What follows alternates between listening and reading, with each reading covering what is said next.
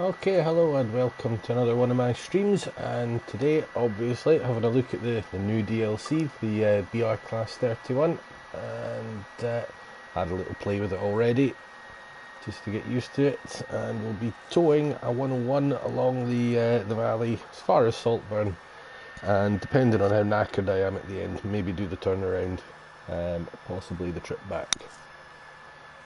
Does take a couple hours to do the whole thing though, well, a couple hours plus, so we'll see how time's getting on.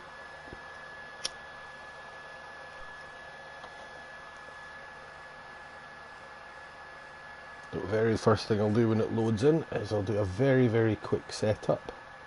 So we've got the lights and things down the back as well. If you know exactly where the buttons are that you need to press, it can be done fairly rapidly. You're already loaded with the doors closed, so no need to worry about that.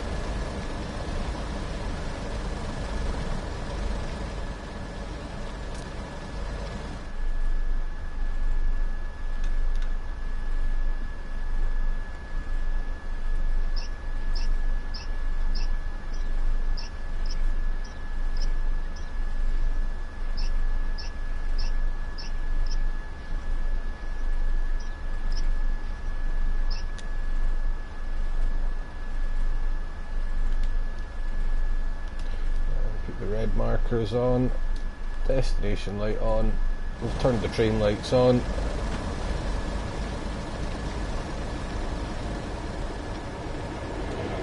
Nash back up to the cab.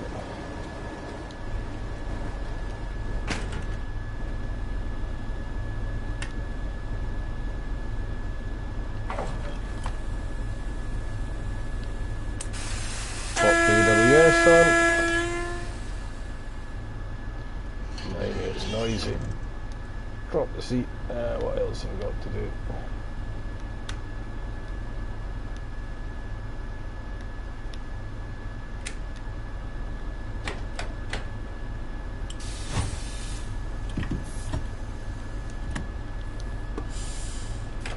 And that's us, we're good to go.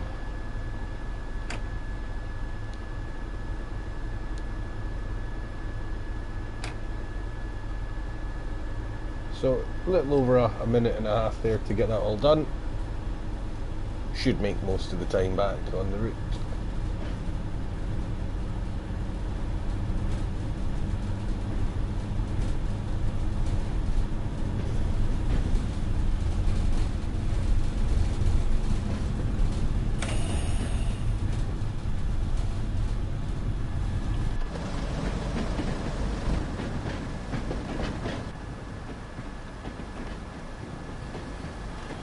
Switch my cameras around, cheating a little bit and using my keyboard just for quickness sake.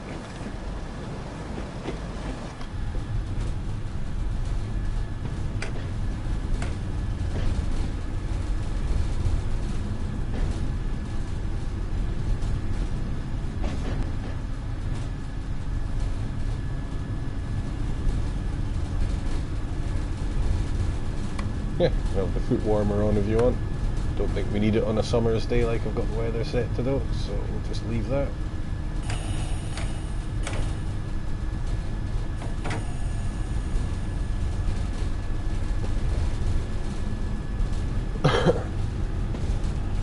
This always starts with the correct brake mode selected, so if you're pulling the 101 it starts with the brakes already in passenger vacuum. Selector's down at the other end, so I can't show you it, but you can see the light up there. That's the indicator for the vacuum passenger brakes.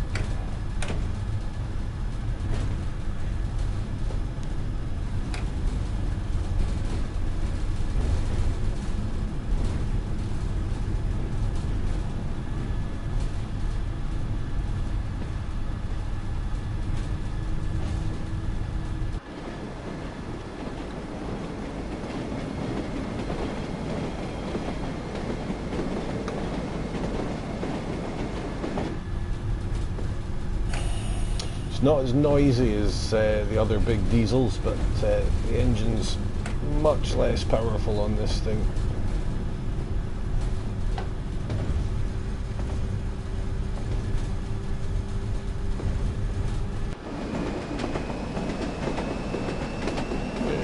hear it kind of starting to wind up now.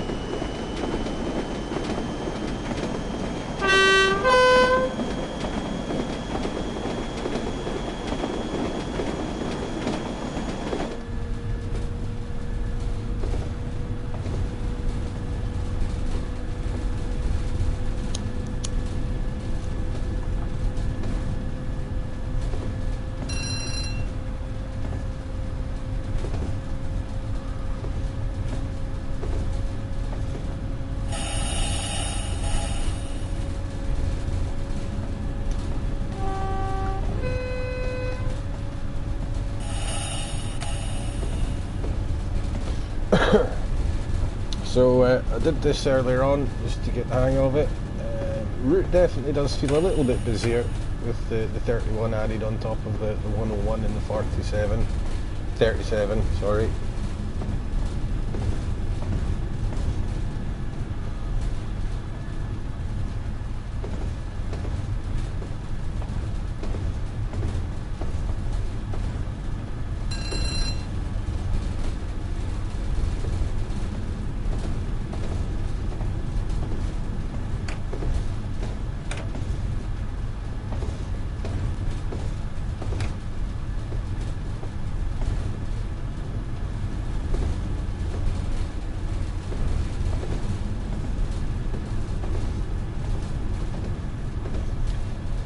Bit over a mile to go yet. You can actually stop fairly quickly in this thing.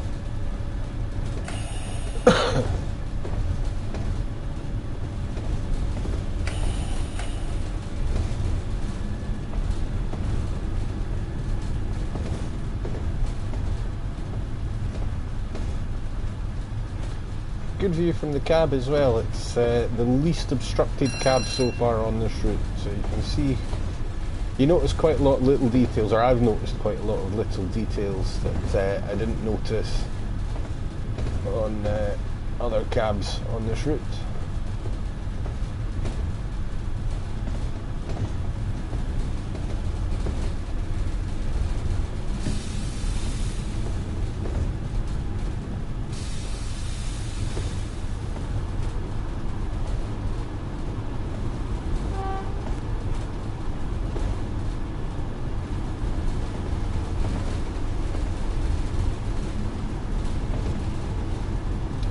One of the cement trains out of the tees yard. Also drivable with this locomotive, doubled up as a pair. Had a shot of it last night briefly, and I think I might have just braked a smidgen too late, although sometimes it feels like you've left it too late and then you find that you just you make it anyway.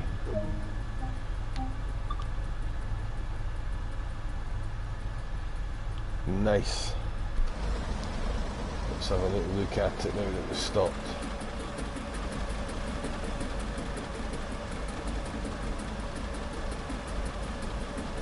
So it's typical of a 1950s BR loco. It's a very functional design.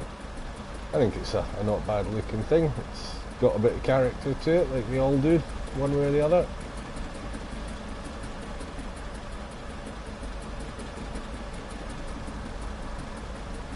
Probably the most prominent thing is the massive head code box up in the cab roof here.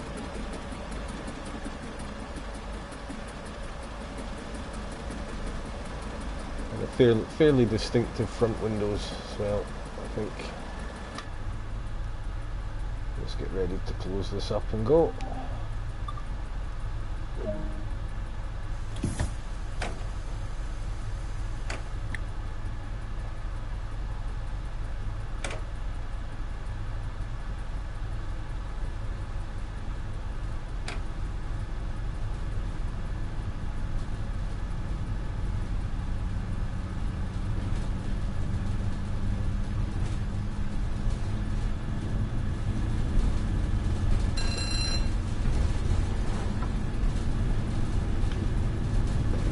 So the window view is actually set a little bit back from the window for some reason.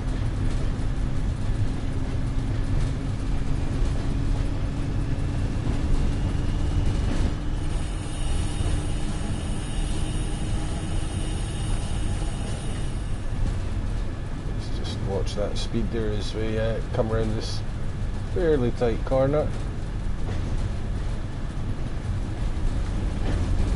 There's your switches up there. There's the vacuum passenger selector lit, your light switches, your AWS control box, and the cab view.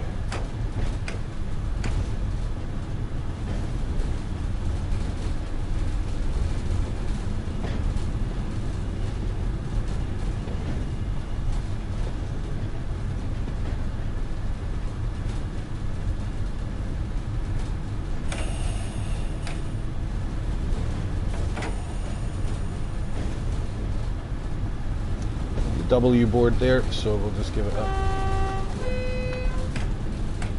blast of the horn.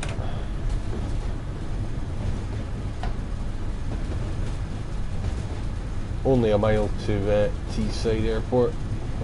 We'll give it a little bit of boot.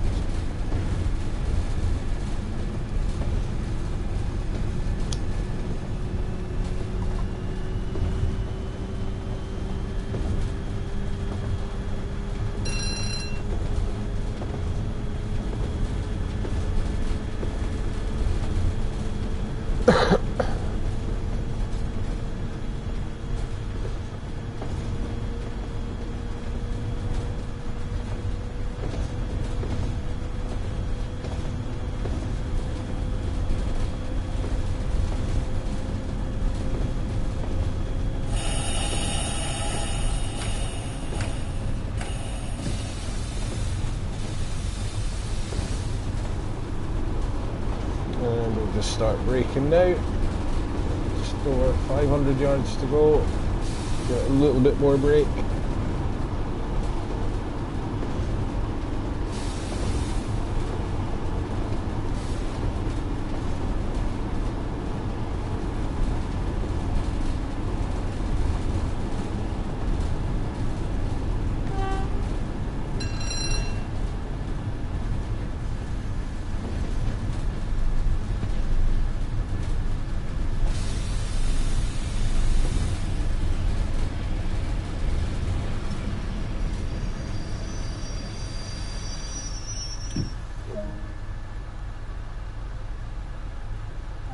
Sometimes just that little stutter as you go into the menu there, but not to worry too much.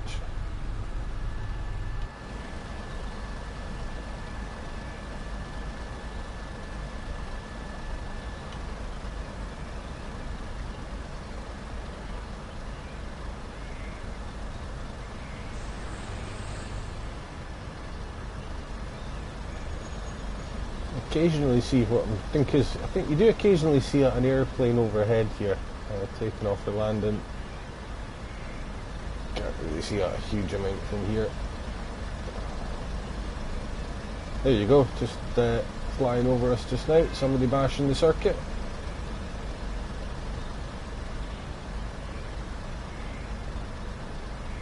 Kinda cool.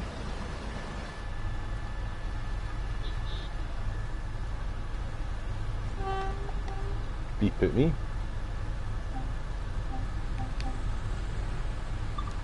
Yeah, we'll just lock up now, a few seconds early.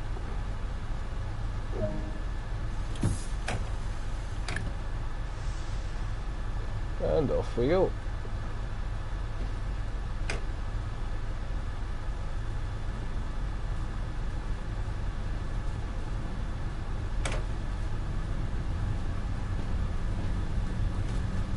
So the first first four notches of throttle, they're fixed, 1, 2, 3, 4, and then after that, what's shown is 4 through 10 down here. Oh, he's getting a bit of wheel spin there. What shows as 4 through 10 down here on the HUD is a free moving area.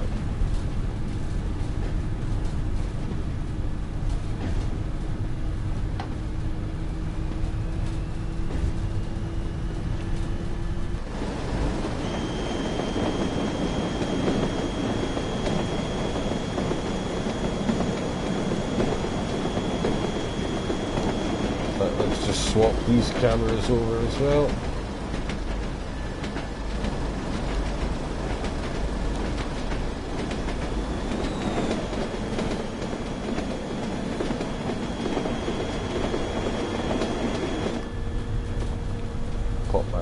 cab for the signal coming up.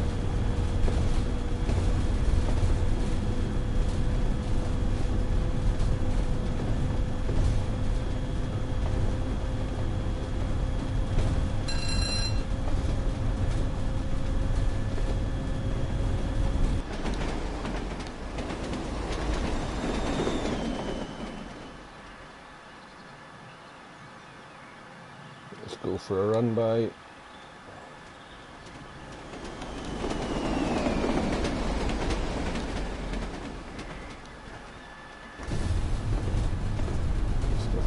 Shade over the speed limit there, and we've got a 50 coming up, so we'll just pop a bit of braking on.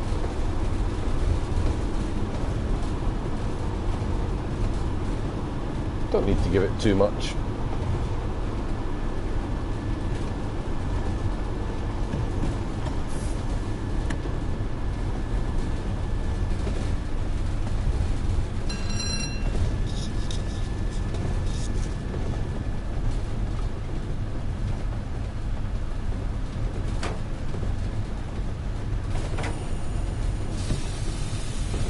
A further reduction to 45, but you should be just about there anyway.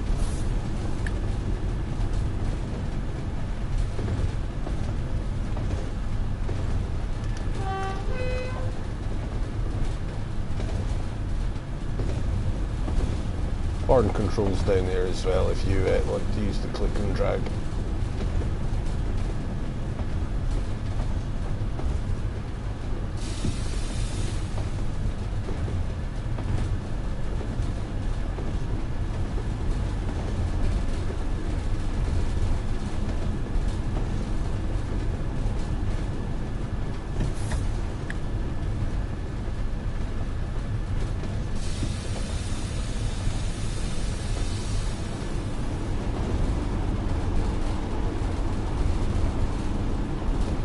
Downhill approach into Allen's West. It's not too tricky, it's not too steep. You just need to keep it in the back of your mind when you're coming in.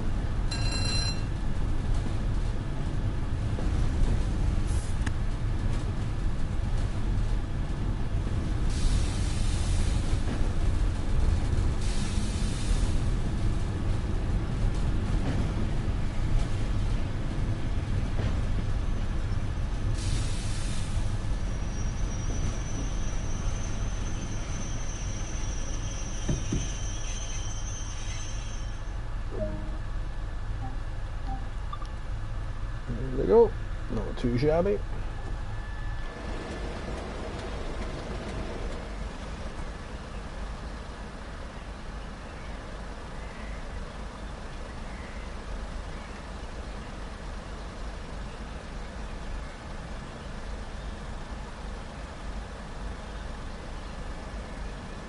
Hey Matthew, welcome.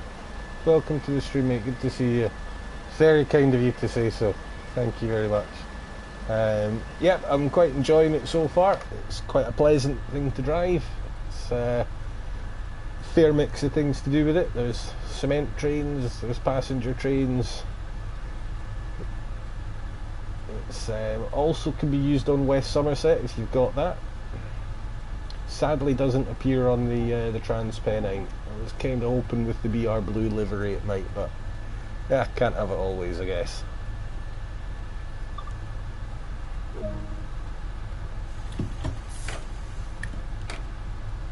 I'll just feed the power in, a couple of notches to begin with, get yourself rolling. Third, fourth. The trick is basically, as usual, to keep the amperage meter in the green as much as you can. Prone to wheel slip this thing, so you will occasionally pop over into the orange, but I've not managed to short it out or blow anything yet.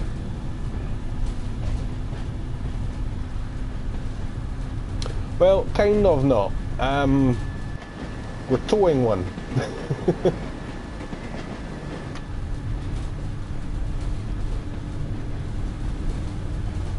Now this apparently was occasionally a thing that happened, especially as those 101s got a bit knackered and passed out the best before dates. Oops, a little bit too keen there.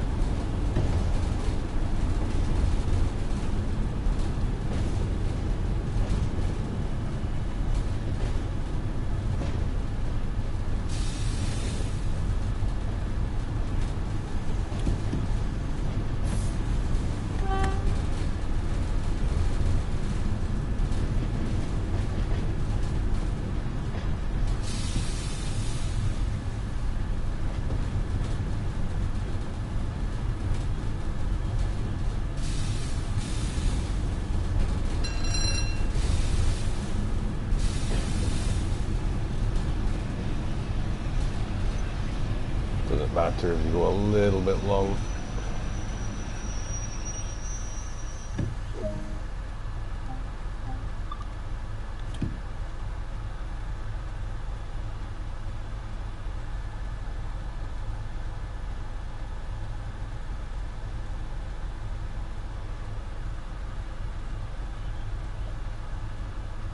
Right, so the gear switching is gone, and vacuum brakes are still a thing.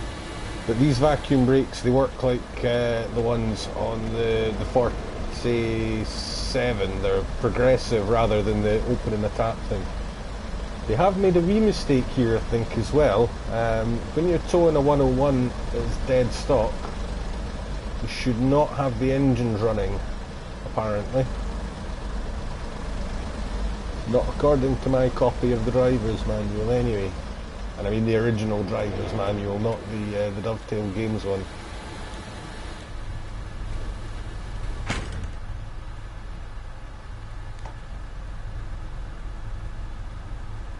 Although unofficially, I think they might sometimes have switched one on in these situations just to maybe to get the train heating and things like that working. But they shouldn't all be on.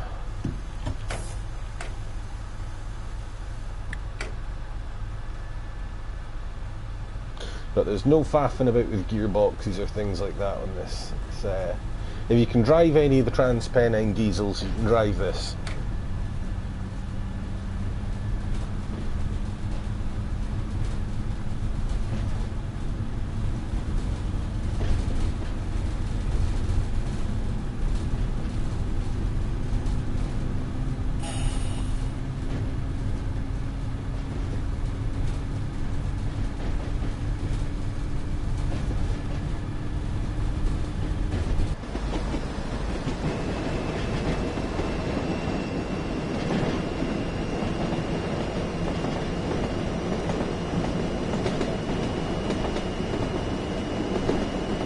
Doesn't sound quite as throaty as the other diesels do, but it's very distinctive.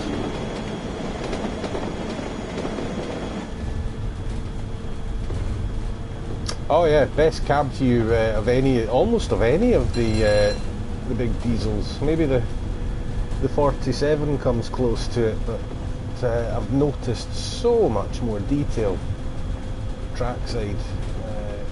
A couple of trips I've done with this. It's a very spacious feeling cab as well, very roomy.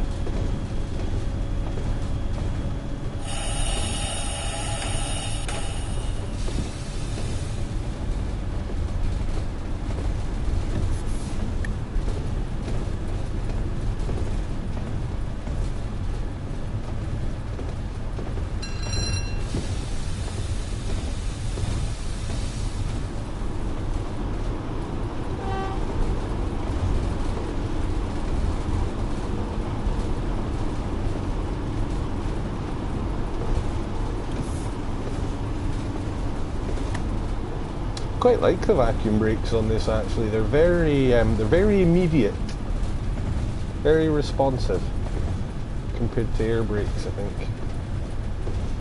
And like I say, you don't have to worry about that lap handle nonsense like you do with the DMU.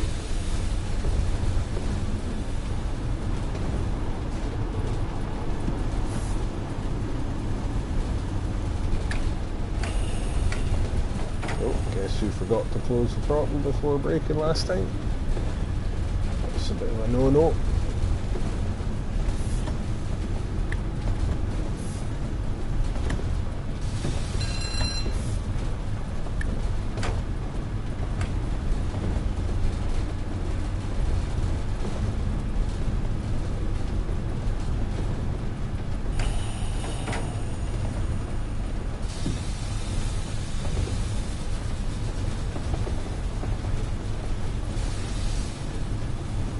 still can't quite remember all the speed limits on this line, and there are some that are pretty close together. I think there's a 25 comes immediately after this 35, if I remember rightly.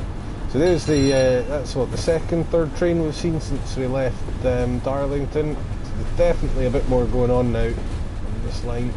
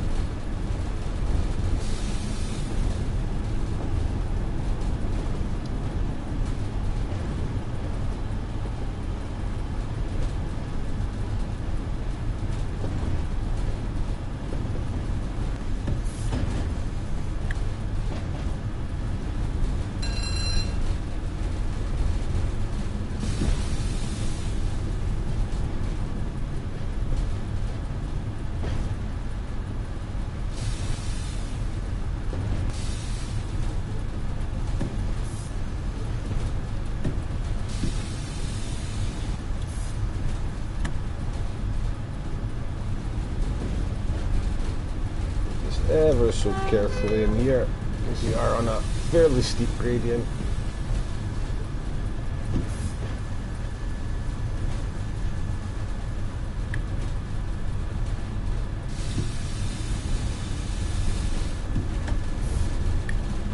Baby, sounds like somebody's been playing Death Stranding.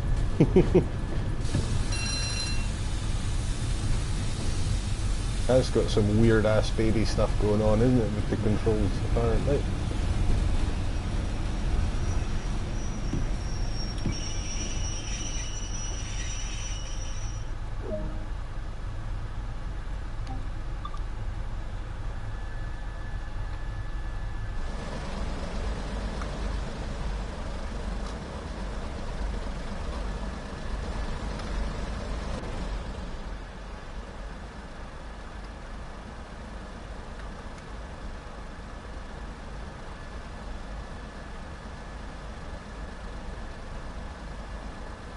Seem to be back to the slightly longer passenger loading times here though.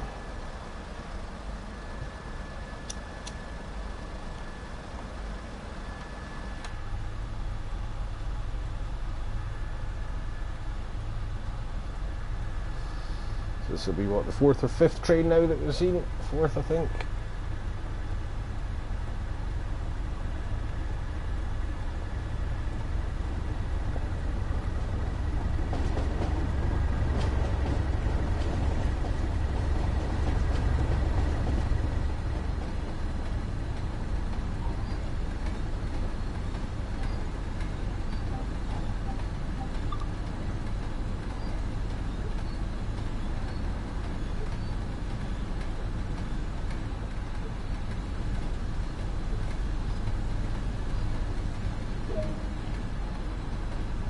Right, that's us ready to go.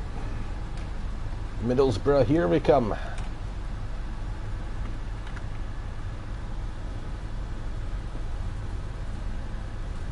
Oh, thanks, man. Well, the way I see it is I waste my money so you don't have to, and it turns out to be crap.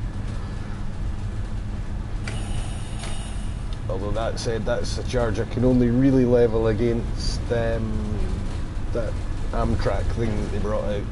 I have to say I was deeply unimpressed with that pack, but I don't think I've ever actually streamed it, so unimpressed I was. But no, I'm going to play the hell out of them anyway when they're new, so might as well give people a chance to see what they're like, because not every one of these things is going to be for everybody, I get that.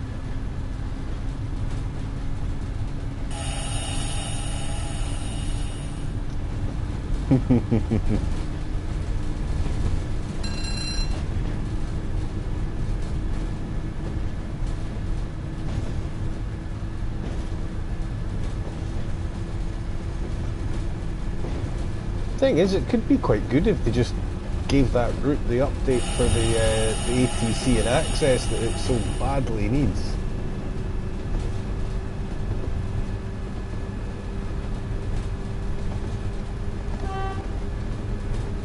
There he wants. So again, we're coming up on a sequence of speed limits that I can't quite remember. So I think it's fairly quick for the next little bit.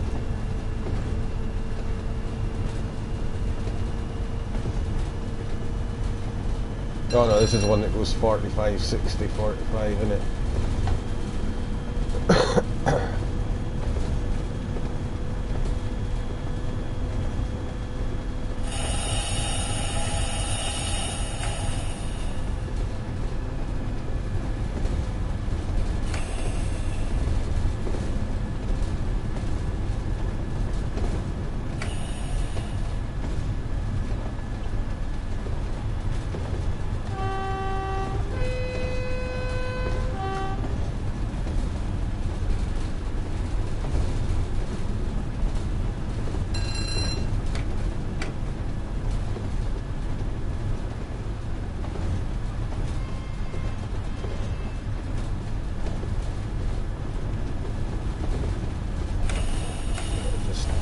Shave a few miles off.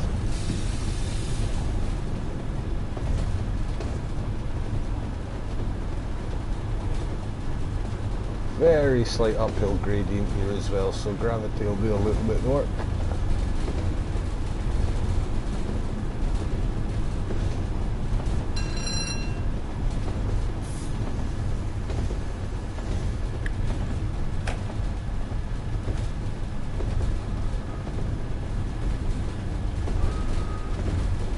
The bridge is it going up or is it coming down? It's coming down, I think.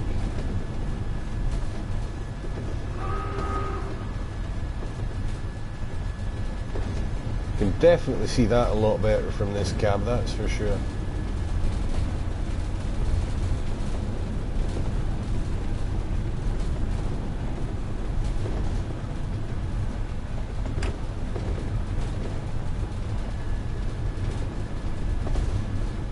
Honestly, if they just copied the route that was in the original Microsoft Train Simulator, that would have been awesome. But that was long. That was like an hour and a half, 2 hours to do the whole thing at high speed.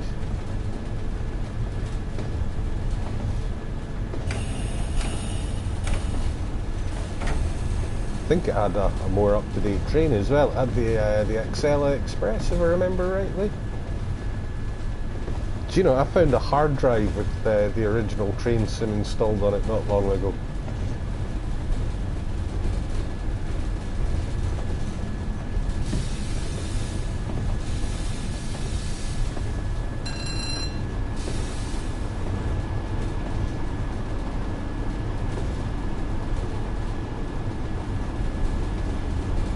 But New England, blimey, I just noticed that. Good lord. Didn't realise I had an international audience.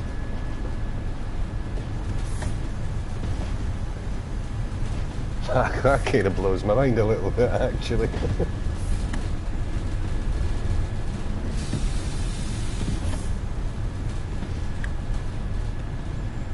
Right, so down to the speed limit already. Really easy train to manage, this one.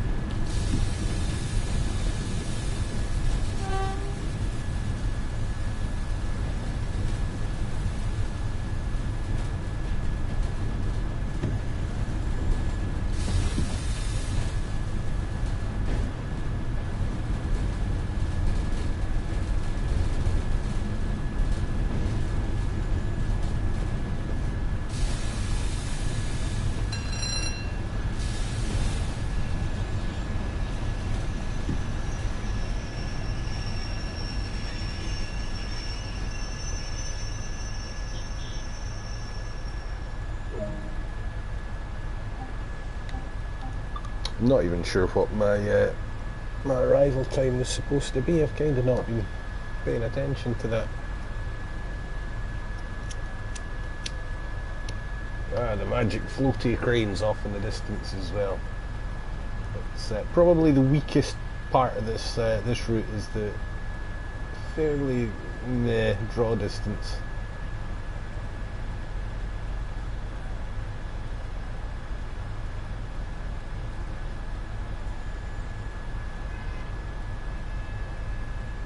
To be honest, man, I didn't have a PC really capable of running it back in the day either, but that never really stopped me.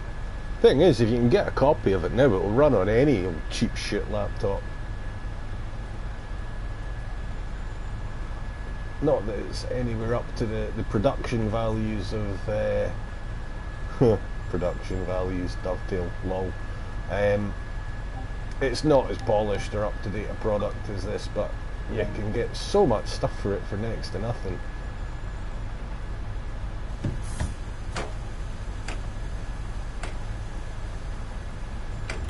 Although possibly only worth looking at as a historical curio these days, I guess.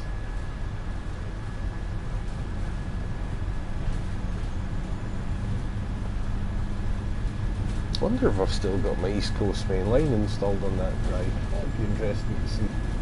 I used to have the whole East Coast from York to London, which is about 200 and something miles.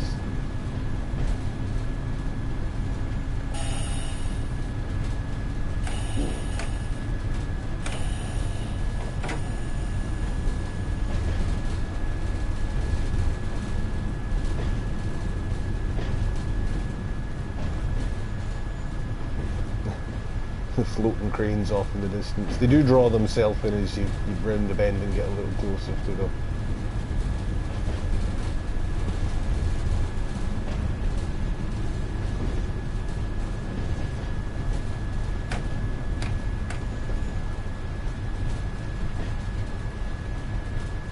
They do when you're coming from the other direction anyway. There we go. It's all popping in now.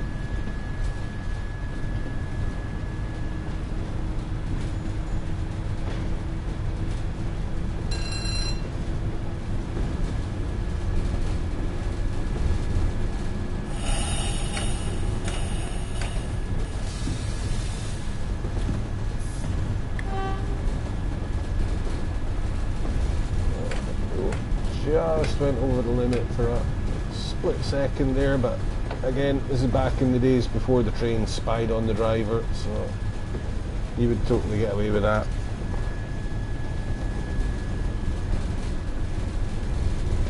I quite like the Caltrain route, to be honest with you. I do play it quite a bit. Don't stream it so much, simply because I don't think as many people enjoyed it, just because there wasn't as much to do on the techie side. I feel that they could do more work to get the safety systems working on American trains in this game. It was all there, but really buggy on NEC. They left half of it out on Long Island Railroad and didn't bother at all with Caltrain, which is a shame, because I found the train very, very, very good to drive. Really enjoy driving those, especially from the locomotive end.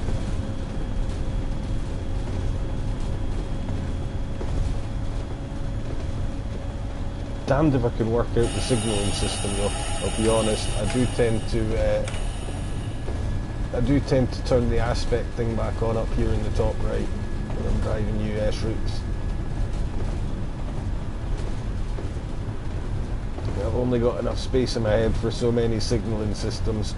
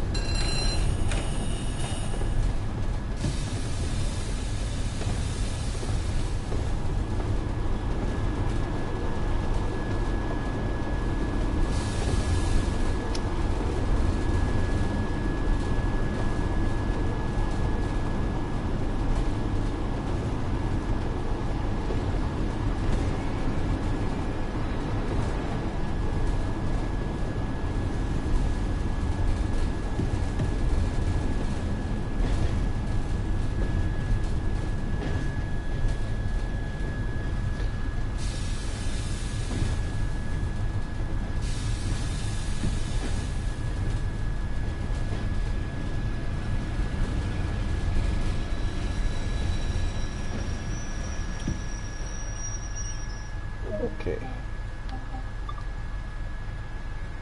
Oh, hello. Maybe she doesn't look very happy.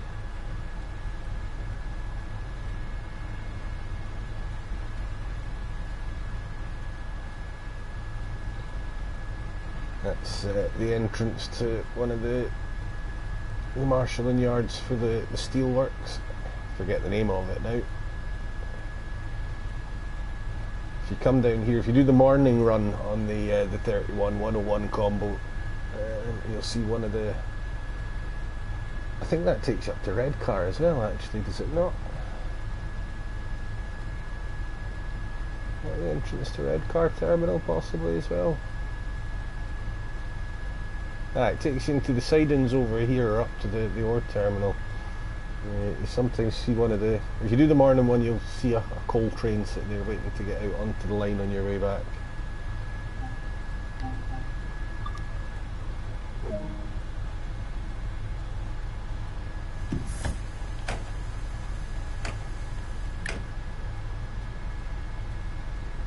So, Redcar British Steel next. Not that far to go now.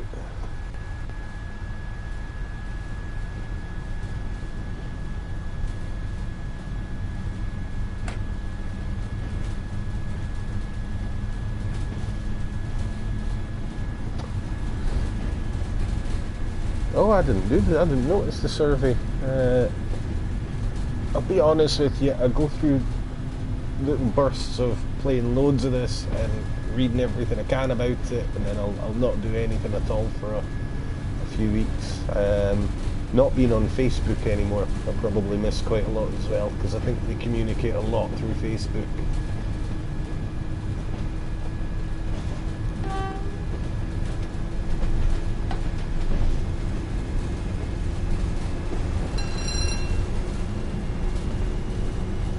But it would be cool if they moved away from sort of these 1980s UK routes and late 90s, early 1000s German routes, and cast their nets a bit further. Although I do understand why they do it, because the licenses will be cheap as anything to get hold of. I mean, using these old British rail trains is probably a matter of just writing the Department for Transport a cheque for about 500 quid or so and promising not to do anything naughty with the logo. And I would imagine it's the same for the Deutsche Bahn, which is publicly owned.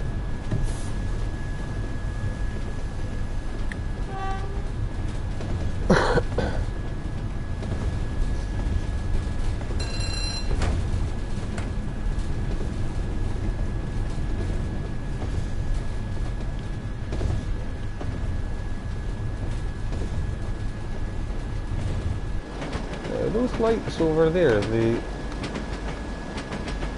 oh, that's pretty cool. Oh, they're gone now, but you could see in the window to the left there, you could see the reflection from the light coming out the smokestacks on the right there.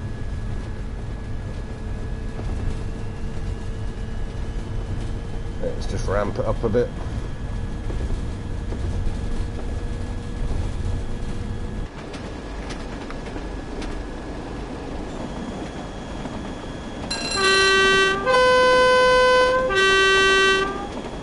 Ooh, noisy.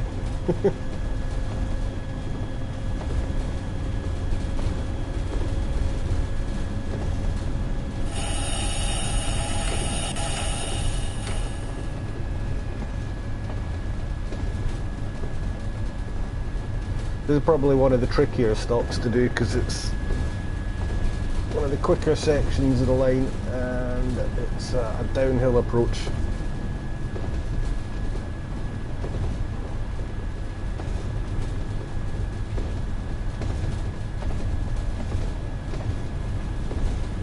Okay, cool, man. Enjoy your walk. Thanks for joining. Anyway, always good to see you, man. Okay, catch you another time.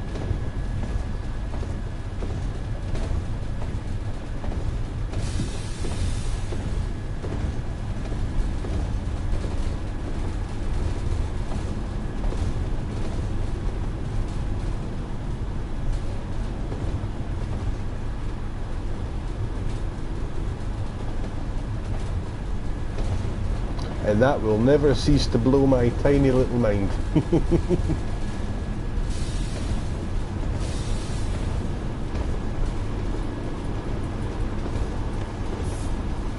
Okay, so leveling out now, and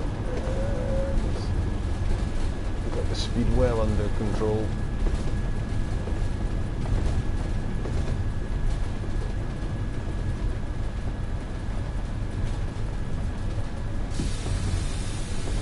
Oh, I've left that way too late.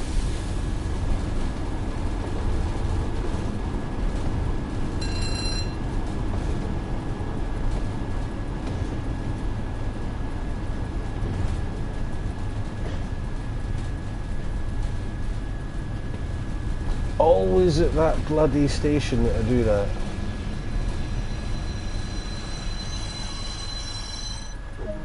Right, fuck it, it's letting me open the doors here. I'm opening the doors here. Let's see how bad that is. Ah! Yeah, if there was a guard on board, he could just sort of usher everyone up to the back end. Well, there would be a guard on board in 89.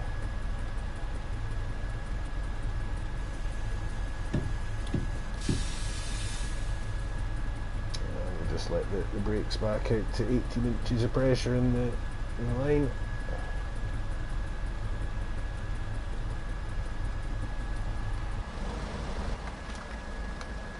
Yeah, that was pish. That was really bad.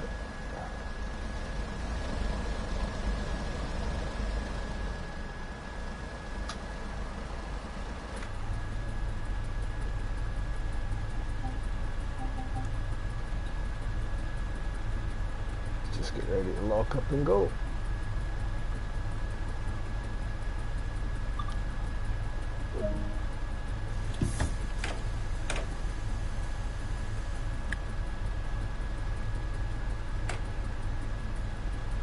So we've got Red Car Central, Red Car East, Maersk, is it Maersk it's called I think, and then Saltburn.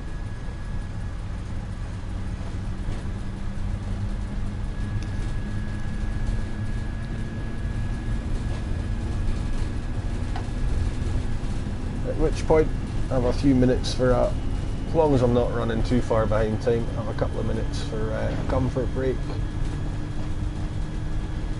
Go get a snack, go for a smoke, whatever you need to do.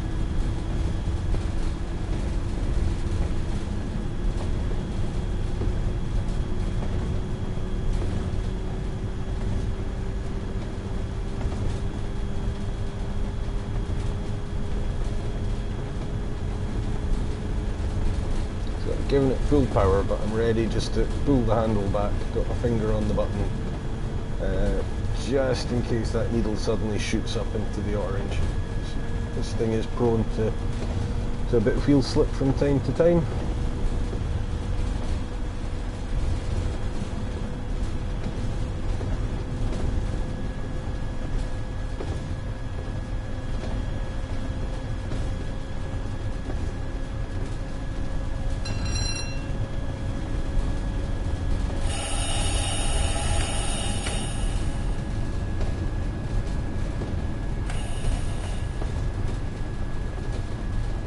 Try not to make such a mess of the braking this time either.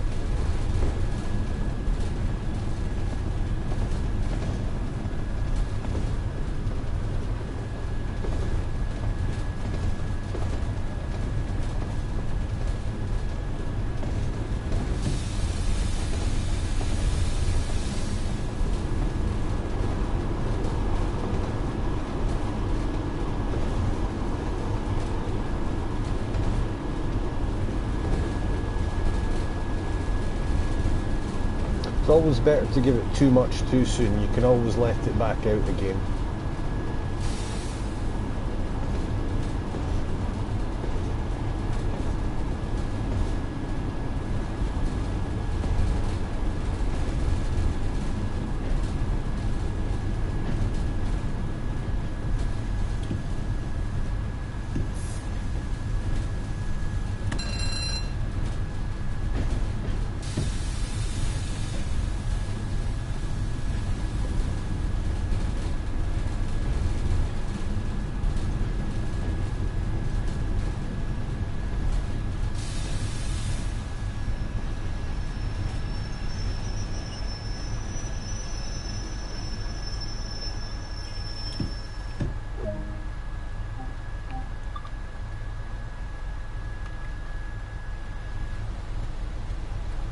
alright, not too bad.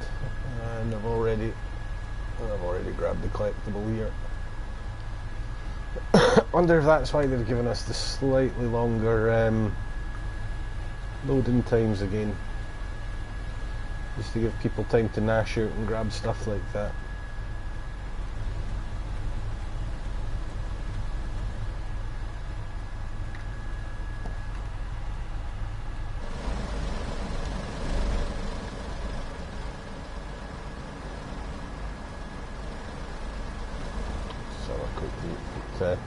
Never been to Red, well, sort of driven past Red Car. I think I have actually maybe been through it on a train as well once. This looks vaguely familiar. Never actually been into the town though, so I couldn't say how accurate any of that is.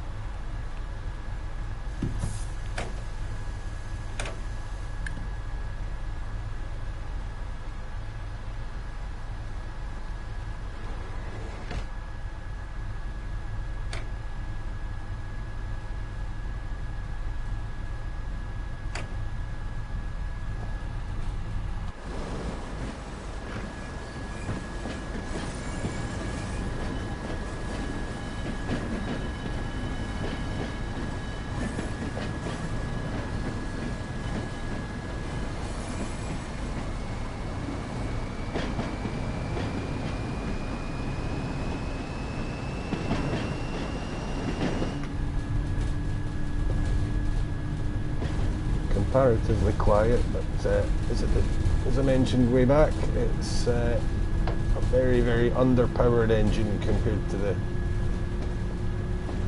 other big diesel electrics.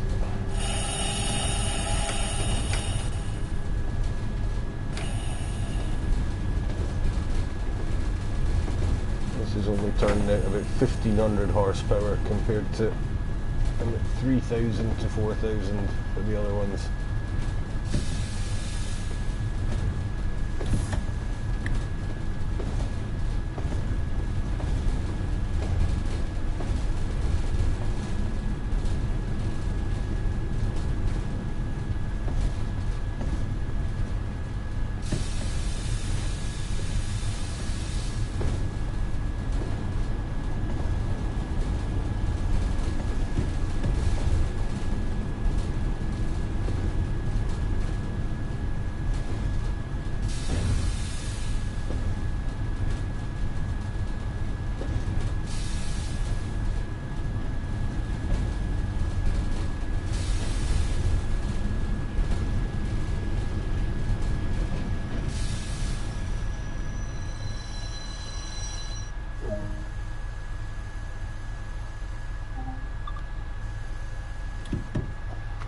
Okay, don't think that was as terrible as the last one. Nah, half the locals still on the platform.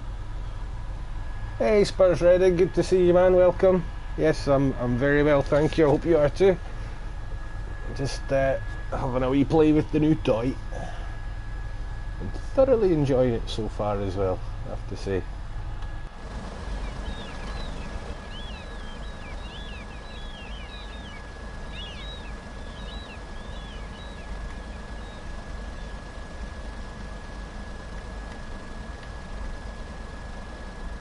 I think when I'm doing this off stream next time, I'm going to try just killing the engine switches on those 101s, because I'm fairly convinced that they shouldn't all be running. I know that they shouldn't be running, but I don't know if that's a limitation of the game, whether they have to be for everything to work properly or not. It would, that's maybe not an experiment I'll not do on the stream though. That's not maybe an experiment I'll not do. Did I just say that? Good lord, more tired than I thought. Pretty much, it's pretty good, yeah, I quite like it, Spurs Redding. It's a decent enough drive. If you can drive the diesels on Transpennine, you'll figure this one out pretty quickly. It's I've not really played with the cement trains yet, although they did feel kind of big and kind of heavy, like I would hope they would. Having enormous fun playing around with the passengers, though. Really enjoying this.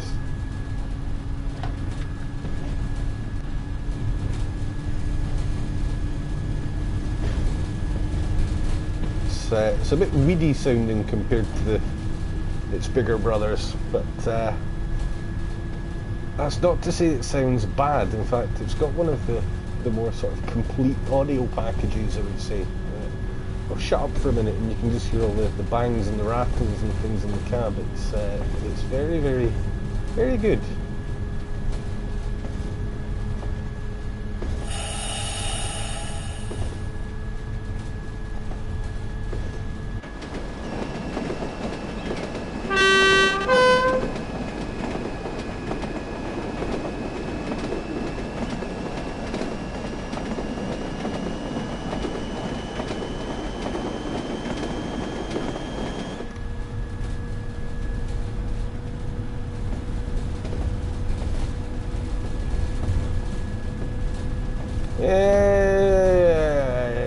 I don't really have a soft spot for the Pacer, if I'm being honest with you. A lot of people seem to have this bizarre nostalgic attachment to it.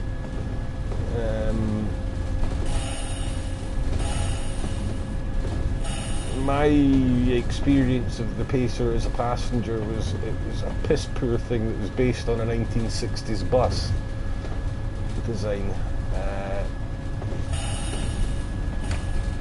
But it seems to be hugely popular for some reason. I think people obviously just want something different to the 101, and I totally get that.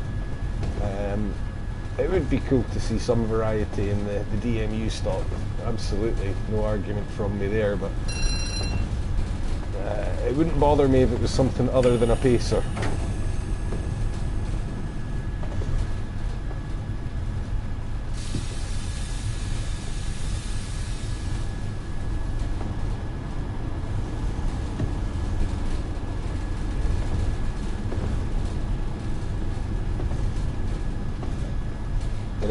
I don't do a huge amount of social media anymore, but I do see that the Twitter feed regularly fills up with, every time they announce something for the UK, it just fills up with people saying, "Where's my Pacer? Give me my Pacer."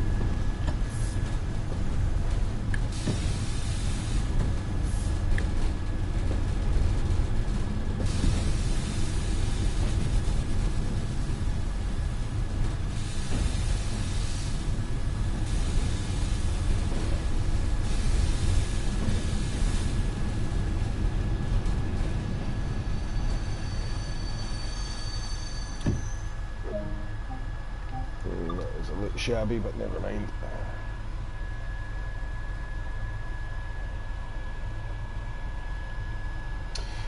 But you never know.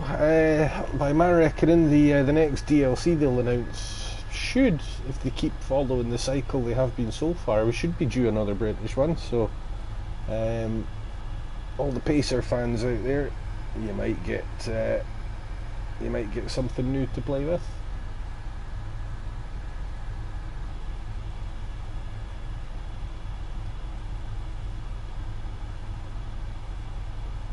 Or it might just be another big blue diesel in a 101, who knows.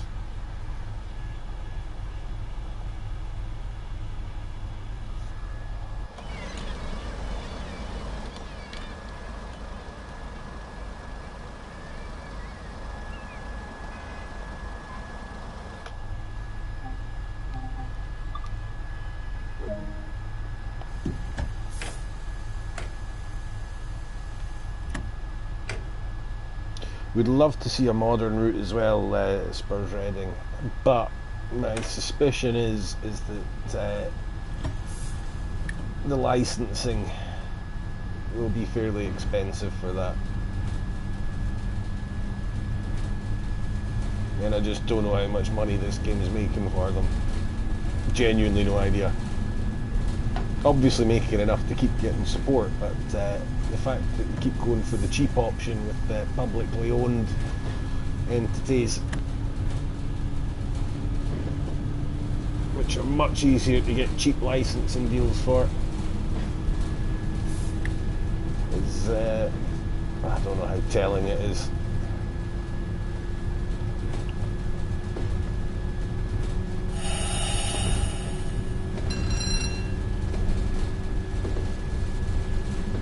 Love the view from this cab though. Is that the reason everybody wants a Pacer? Just because the cab's like nice and open and all glass? I don't understand why the fascination with it. No, it does look like the view would be pretty good from on board one, that's for sure.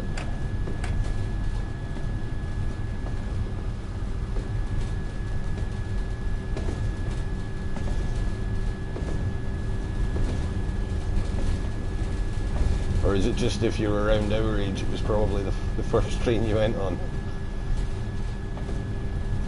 See, they never had that many of them up here, and the Scottish region was stuck with all the 101s that everybody else replaced the Pacers with, so...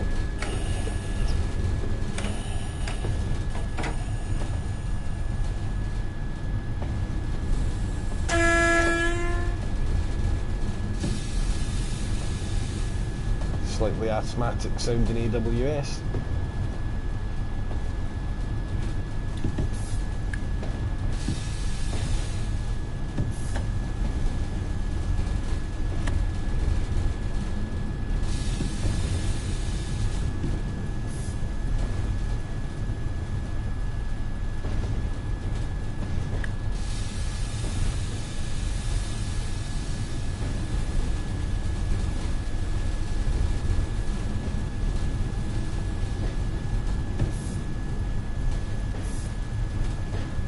Right, so assuming I arrive more or less on time, there'll be about a 5-minute delay, 5 or 6 minute delay before we do the run around.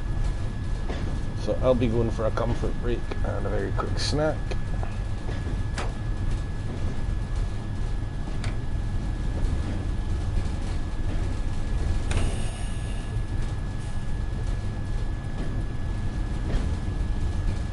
Oh, I never noticed there was a caravan park over there.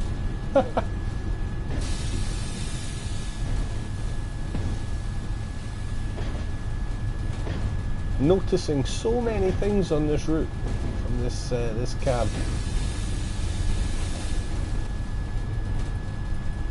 Oh, naughty, naughty. Just a little bit quick there.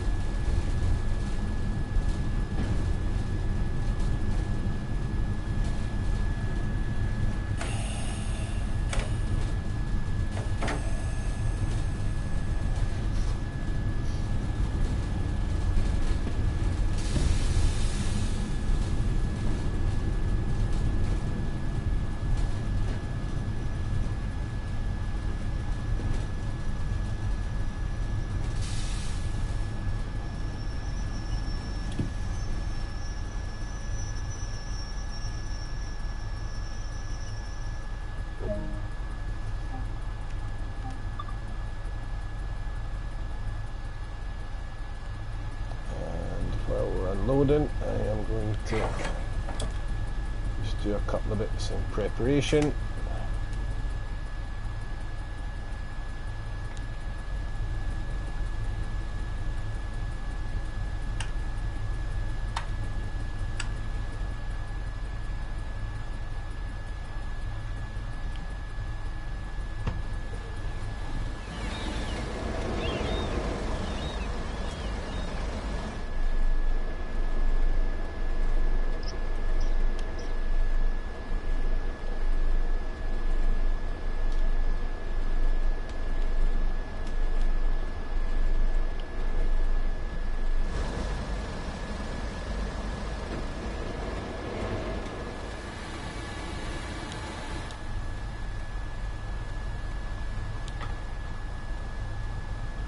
Get the doors locked up.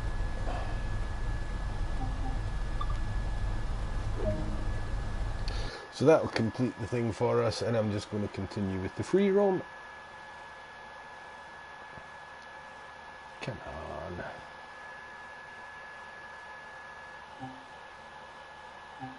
So return to free roam. That'll stick me back in with everything as it was, and just remember to do the stand up sit down thing. Come on, why is it not triggering the...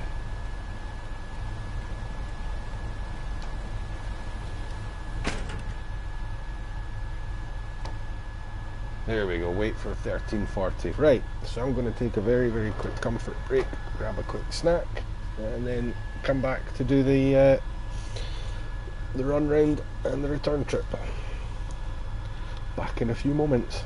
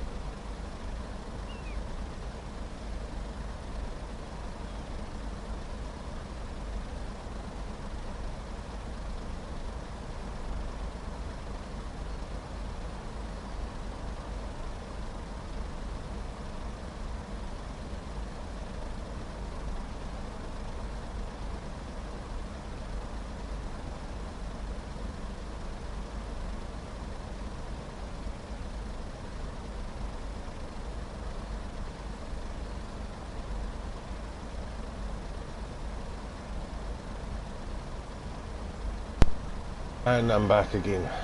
So let's just quickly finish doing the end change here.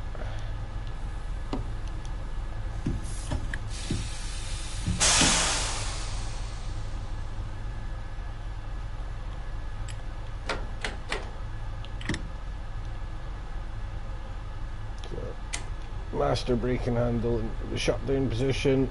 Turn the locomotive brake back off now. Already done the lights and stuff.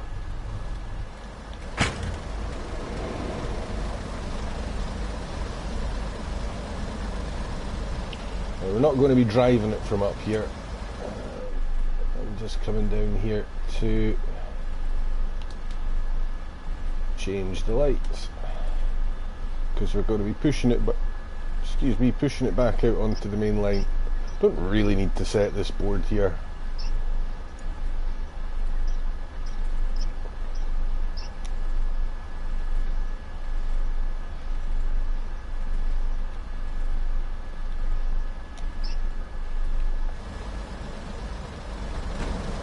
That does no harm.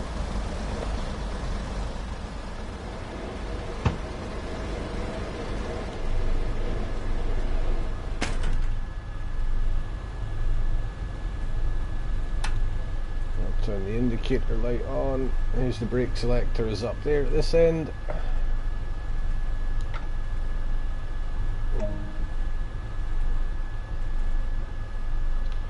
So it doesn't matter if you're still farting about at this point too much. You'll see why in a moment.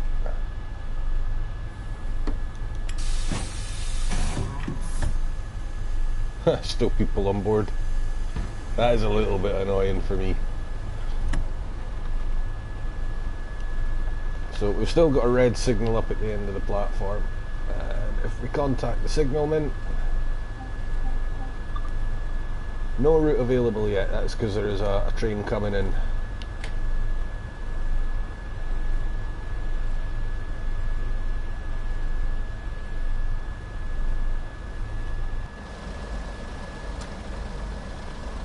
Hey Tommy, welcome mate, good to see you.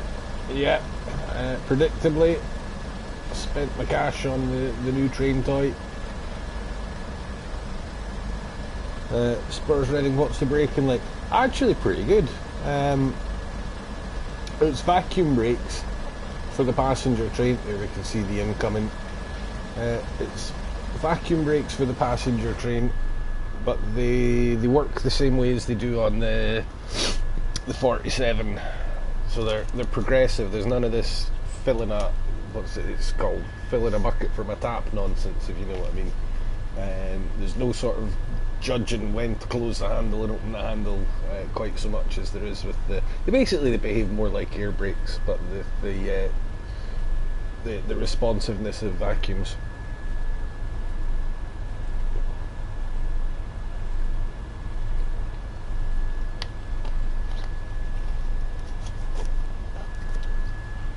You know, vacuum brakes are fairly immediate. The air brakes, when you're pulling the cement train, are very slow, but the vacuums are next to instantaneous.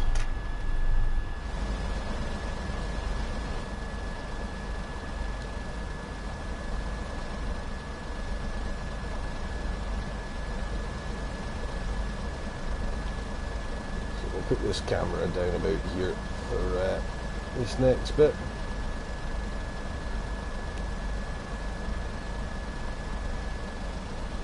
So as soon as that train arrives, we should get the green signal.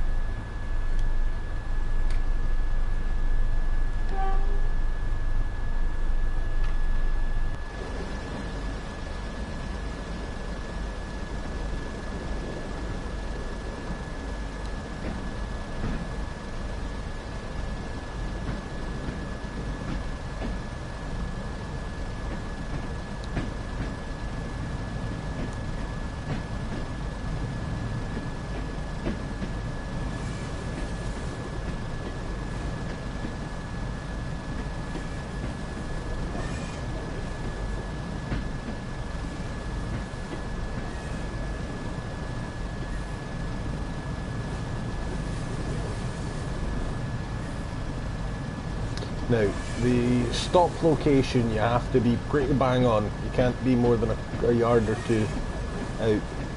I discovered the last time I did this. So basically you need to catch it just as it changes to stop at location. So there's no distance shown.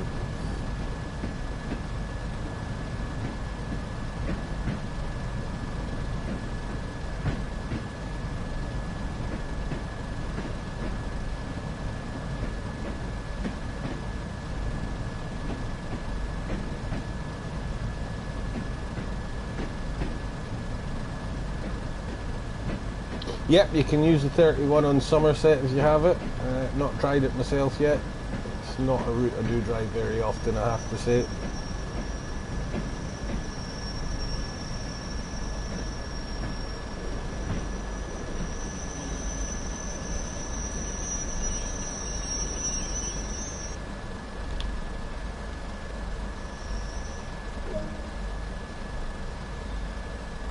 Okay.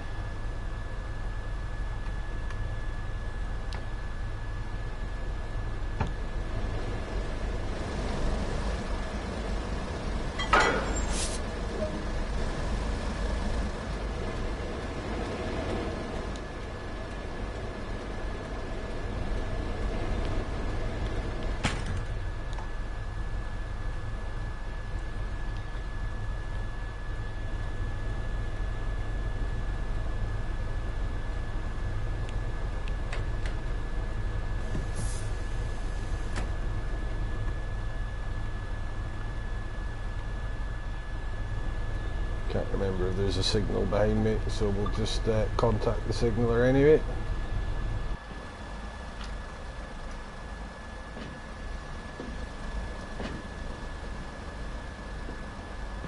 Not going to bother jumping out and changing all the lights.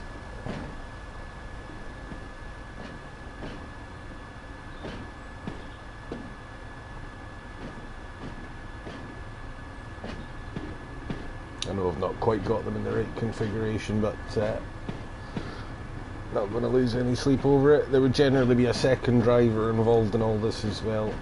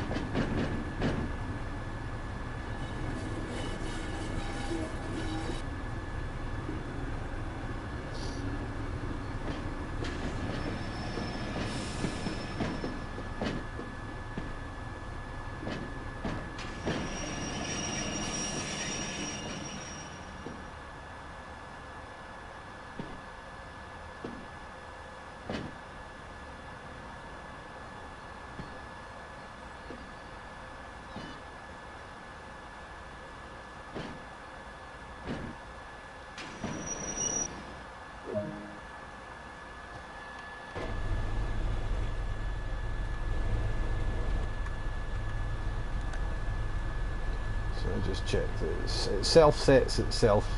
Self-sets for you. Basically everything's being controlled by a signal box. Apart from once you make it right up into the shunt head at the end here.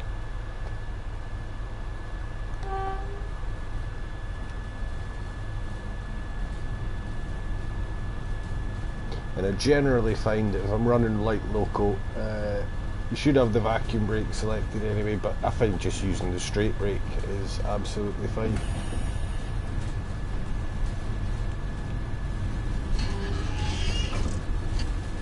Just lower my seat a little bit, that's fine. I do like to drop the seat a wee bit.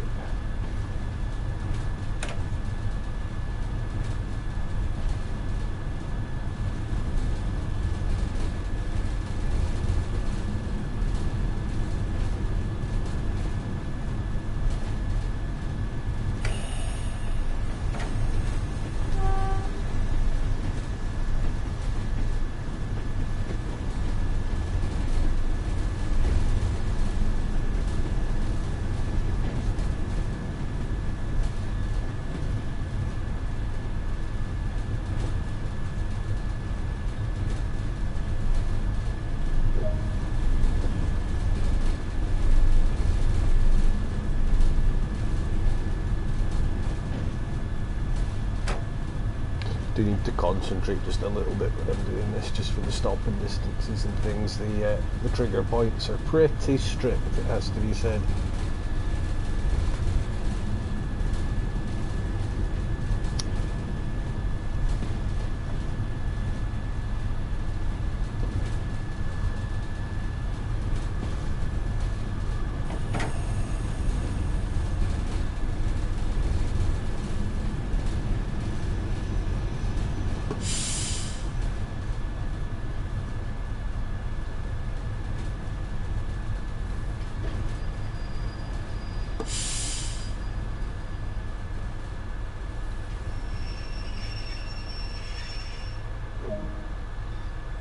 Right, quickest way to do this is jump to your external camera and make sure you set the junction.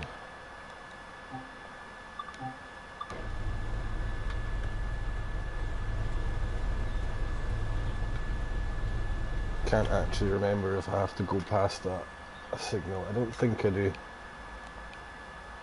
at this point. Oh, too far.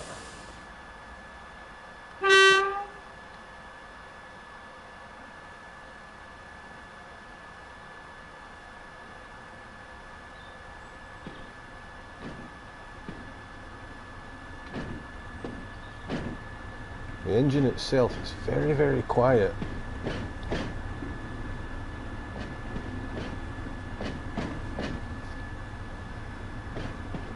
I'm not sure it's supposed to be that quiet, to be honest with you, but what do I know?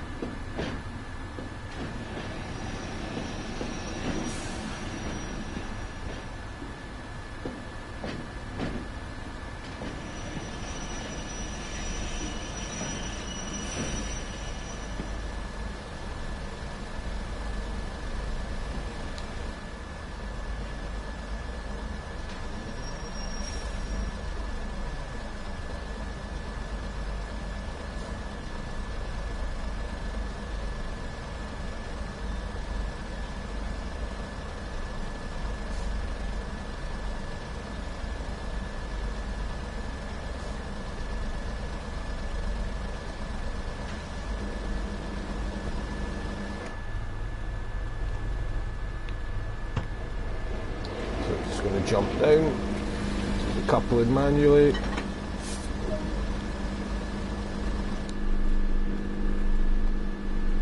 and while we're here, just turn those markers off because we don't need them.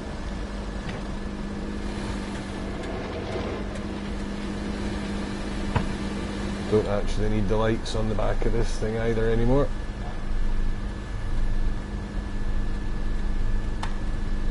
Oh, not that one. That one off. That one off. You don't need to do this.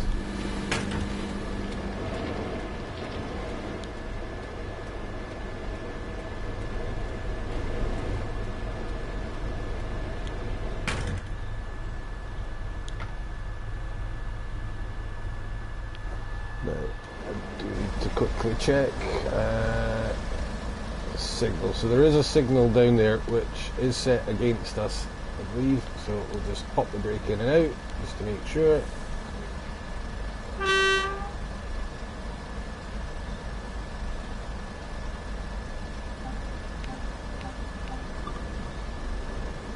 And just make sure we've got permission to go past it.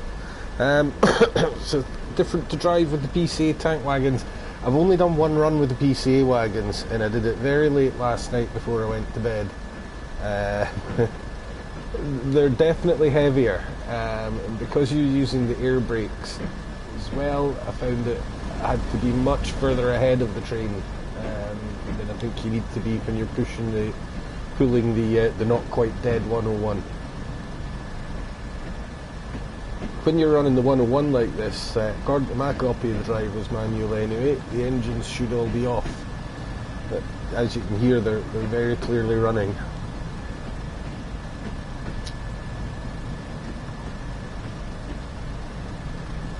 That's not the dovetail manual, that's the actual driver's manual for this class of DMU, which I was lucky enough to get my hands on a while back.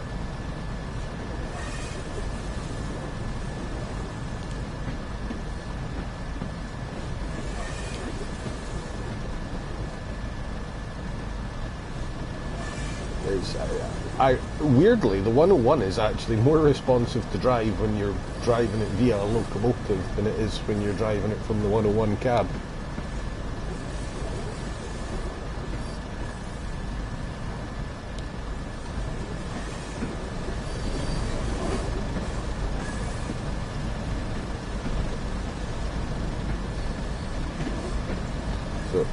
Do not rely on the yard counter at the top there, because if you try and take it down to 0, you're going to slam into the buffers at the end of the platform.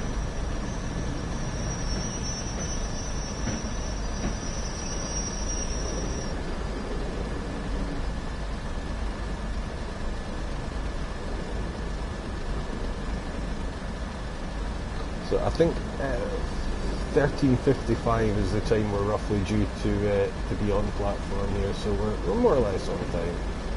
I don't think we'll get any waiting time once we've loaded up, that's for sure. So there we go, that it actually triggers the end of the thing.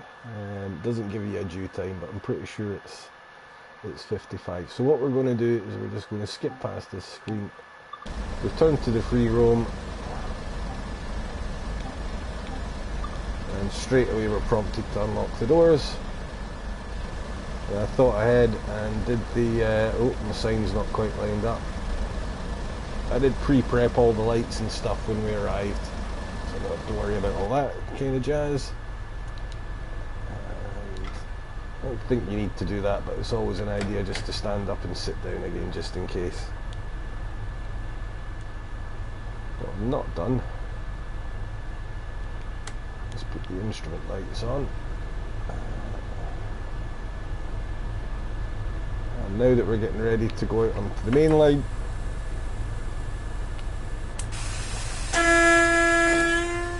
pop the AWS on.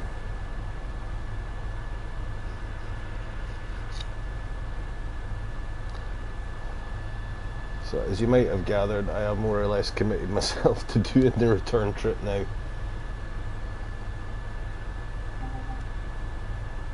Oh, slightly ahead. No bad.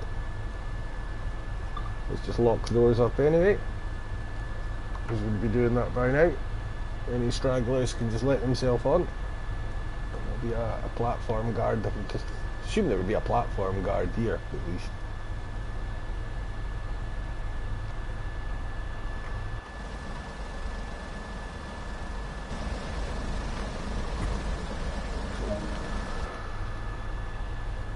Okay.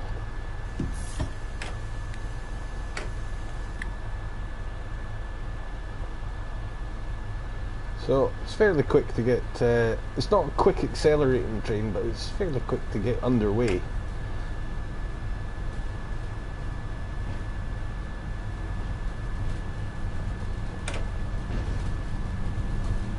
And with the first 4 notches of power on, we'll get up to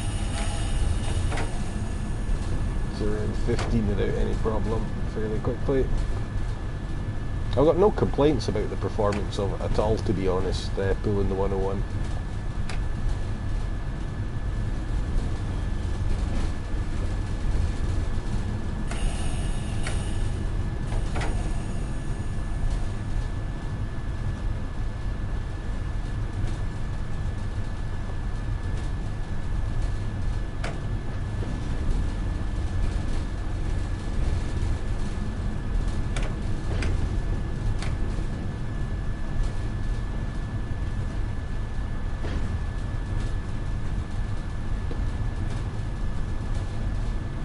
Once you're underway, it can take a little bit of time for the power to come on if you've been coasting. But once it does, it gets moving at a fair old rate.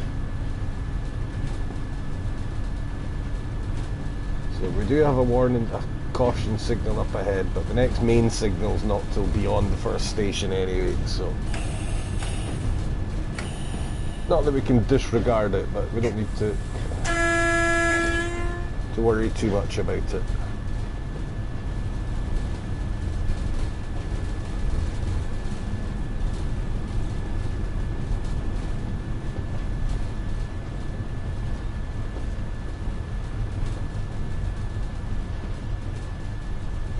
Very Spartan feeling cab. What I do like, still got the ashtrays fitted.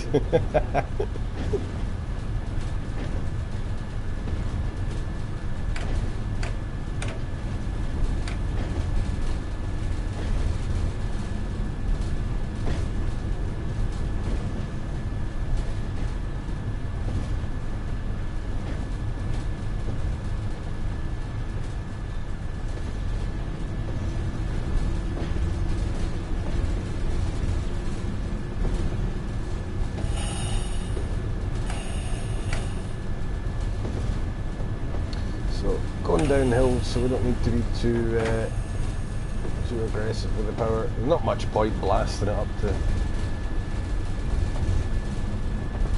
the full 55 either, I don't think.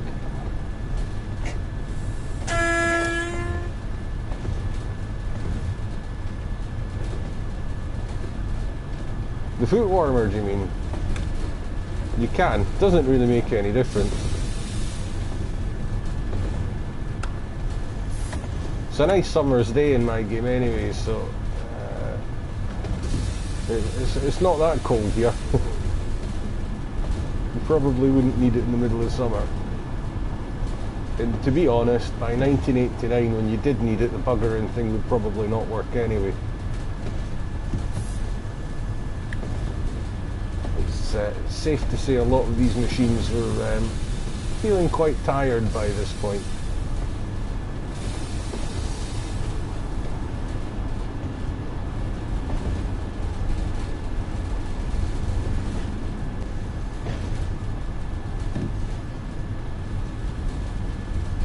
I quite often get this one wrong as well, just on account of the downhill slope. I certainly usually bugger it up in the 101.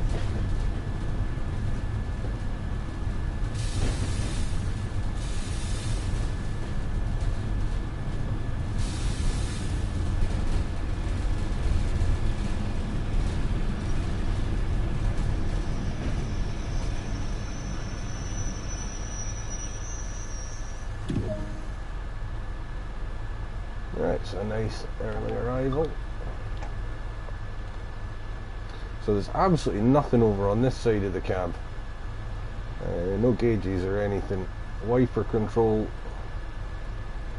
a DSD button,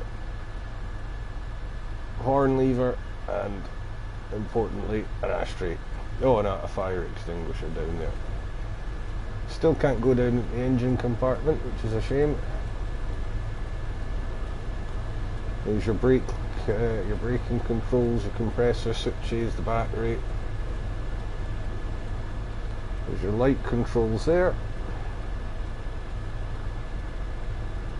There's your tail lights, your head code box, cab light there.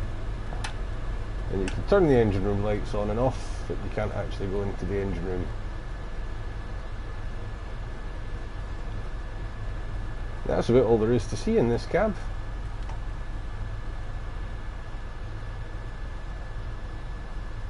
Like I said, it's very Spartan. Oh yeah, and the cool sort of clicky blinds.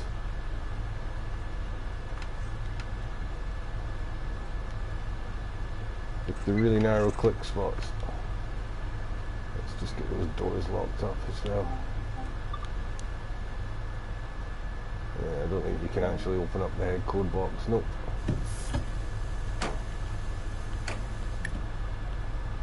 Oh, and the wiper controls are these twisty little knobs down here, and there's your AWS button.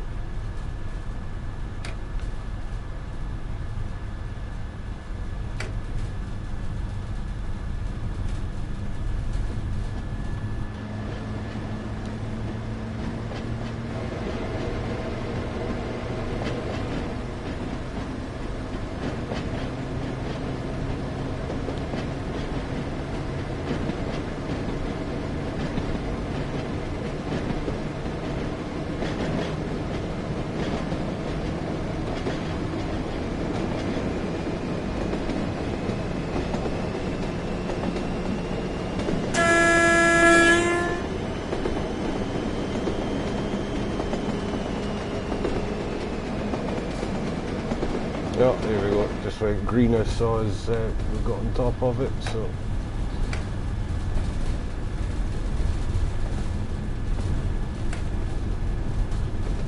let's just put the foot down a wee bit.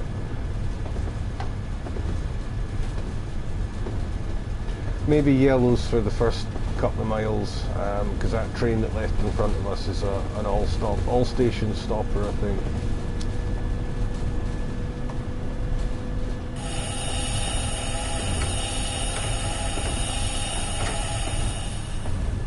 I don't know how well it comes across in the stream, but the things like the cab sway and the bouncing are pretty good on this. very noticeable to me. Sitting with my nose almost pressed up against a big ass TV right enough, but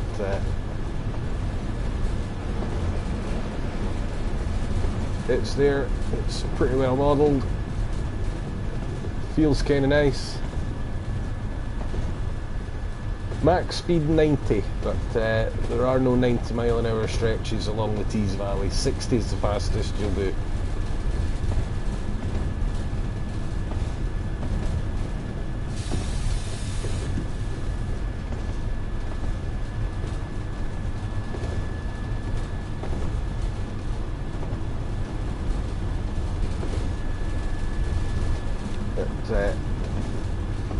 One well-known phrase that was bandied around about this particular class was that it couldn't pull the skin off a rice pudding. So whether they ever actually did 90 miles an hour or not, I would like to say.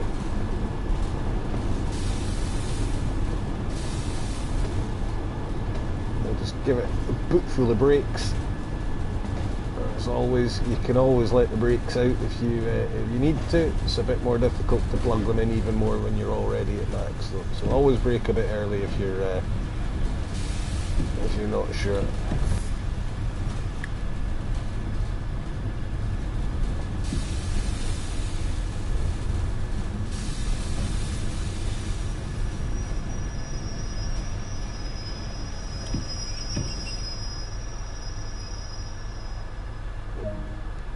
Yeah, close enough.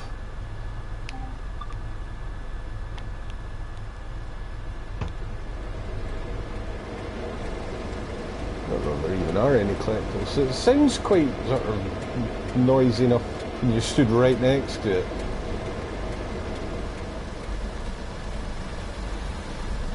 But the noise is kind of drowned out by the engine noise from this thing. Like I said, I will experiment off stream probably with cutting the switches. But I've got a horrible feeling that bad things will happen when I do so.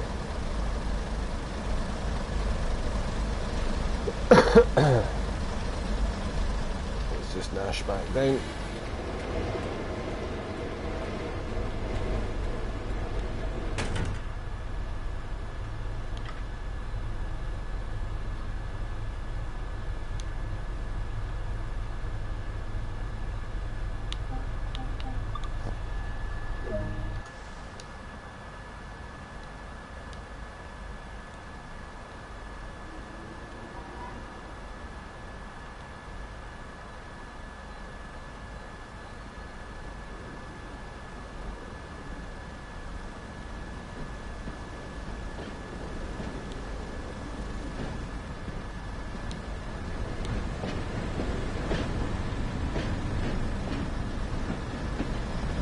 See, I'm not entirely sure how the diesel electric system on this machine works either. It might simply be that the first few notches of throttle don't require massive revs, and it is only like a 1,500 horsepower engine in there anyway, against the 3,000 to 4,000 on the bigger locos that we used to. And the 101 probably will be quite noisy in comparison because its diesels are sort of hanging naked on the bottom of the carriages. And there's 4 of them.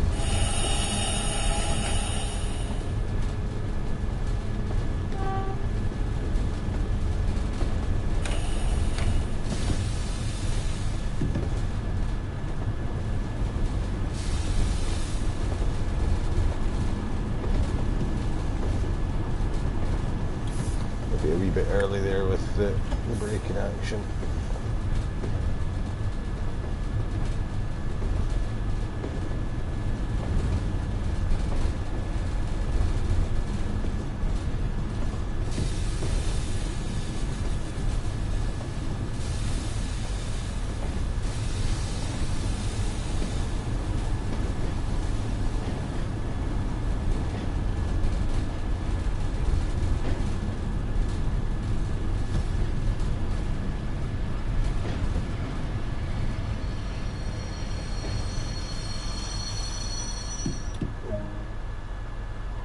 probably a fairly sudden stop for everyone down the back, but we'll not worry too much.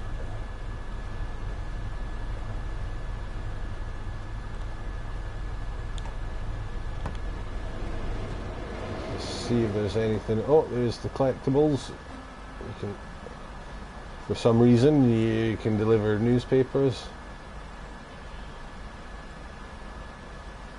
New South Bank station opened. Strike ongoing. And football violence. So yeah, it's all very 1980s.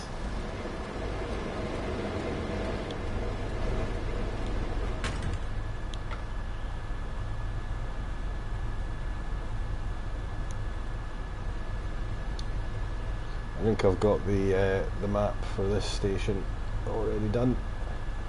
Can't remember what the other collectibles are. I don't know if it's the adverts for the horrible BR sandwiches on this one as well, or what. So I actually got a few seconds in hand, but we'll just close the doors up anyway.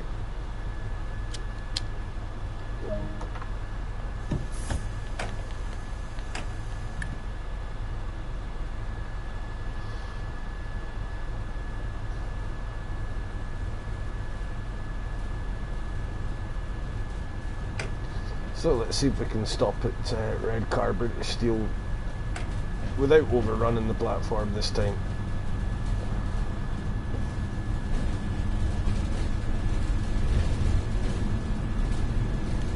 Ha! You can open both the windows, that's cool.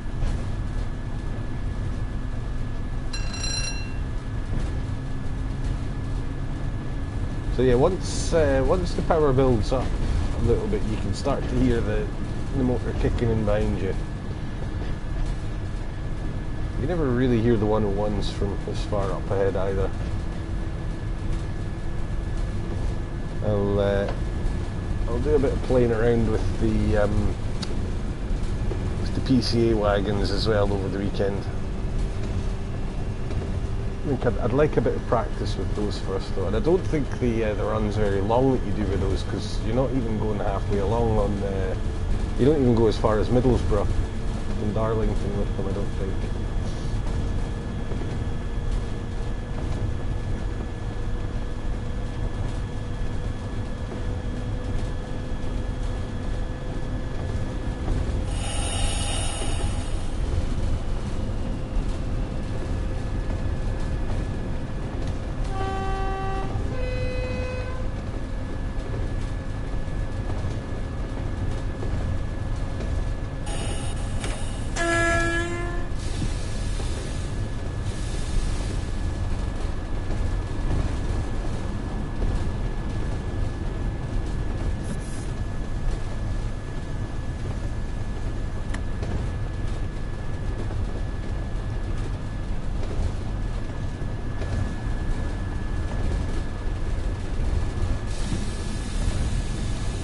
I think they have slightly improved the draw distances and things on this route as well.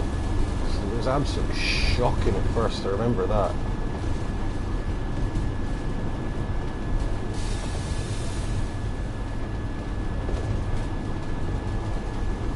But there are still things that, like the invisible, the magic levitating crane tops as you approach Middlesbrough and stuff, they don't draw until quite late on.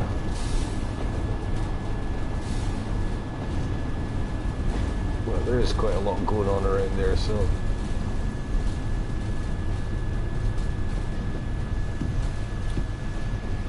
there's not that much in the way of trees beside the line to hide everything either here.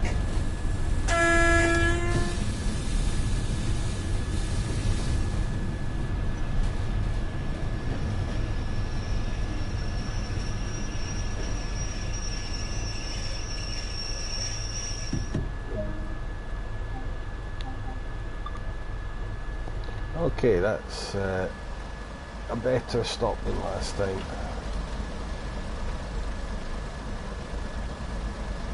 And the pop-up there was for a trophy for the 31. I don't know what it's actually for.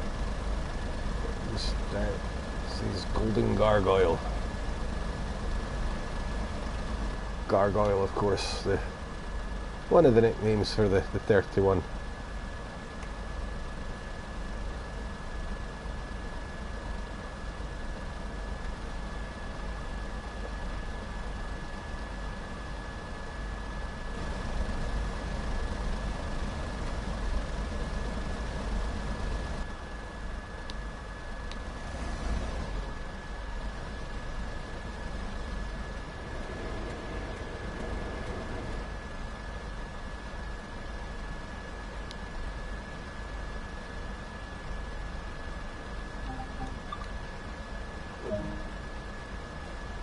I've been sitting with the throttle running as well, naughty naughty.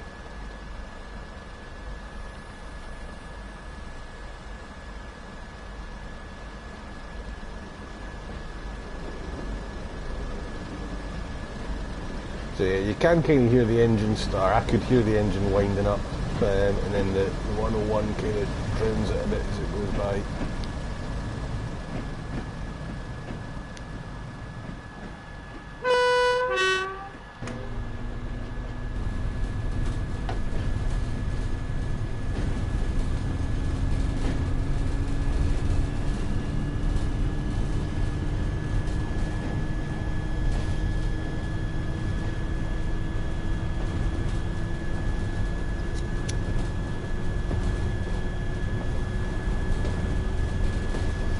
Fairly nice easy run to the new South Bank station, as it was 30 years ago, man. I just realised. You know.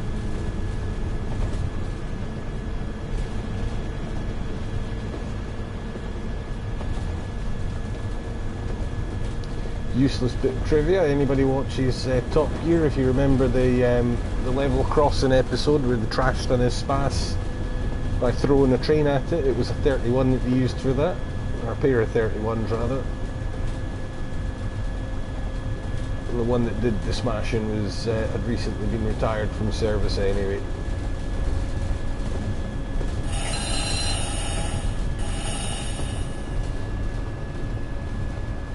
And I think the one that did the throwing is I don't know, it might even still a few of these things knocking around. Network Rail have got a couple of them for various things.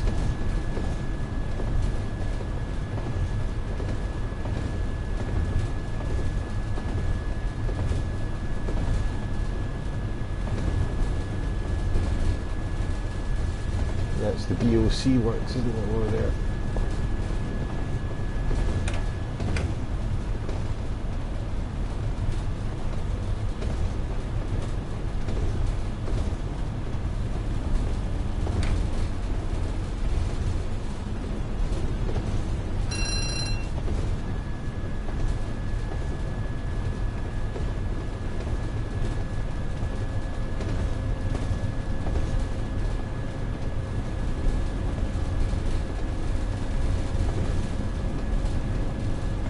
There is a little bit of stutter if you try and look over into the Lackenby yards as you go by, which is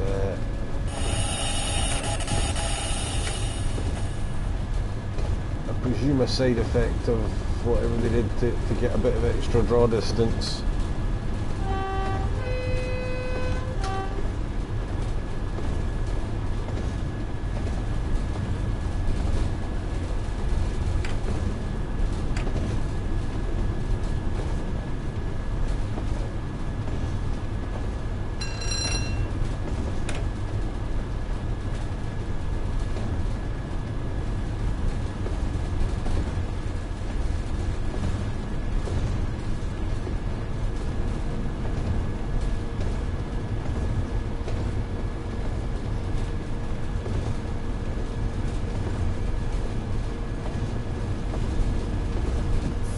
Oh, no wonder I'm struggling to pick it up. I didn't let the brakes all the way out. What a div.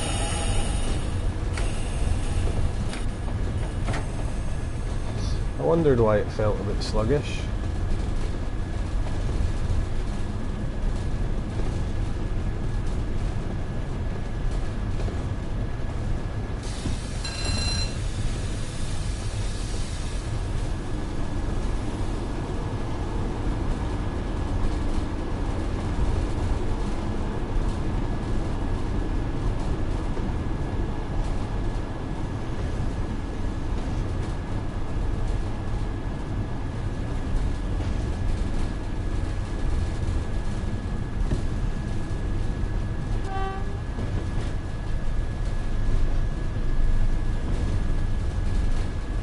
Definitely more traffic on the line as well with the addition of the 31. That's what the 6th or 7th train now that, maybe even the 8th that we've seen since starting off from Darlington, whereas you were often lucky if you saw one or two going each way. We'd seen 5 or 6, maybe 7 by the time we'd finished at Saltburn.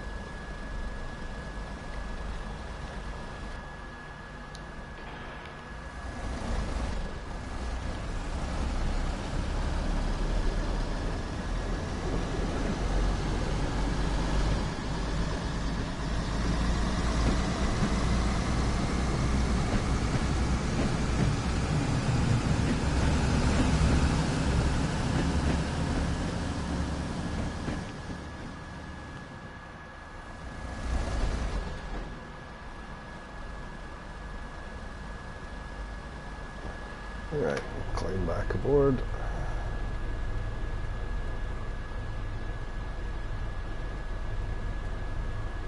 Just get ready to lock up.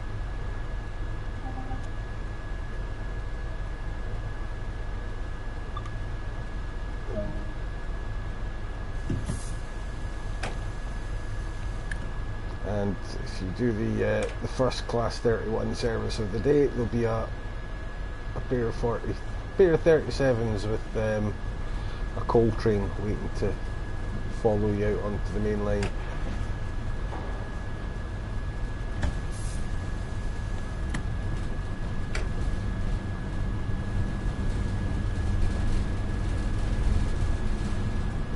Once you pass Lackenby, the frame rate settles down again.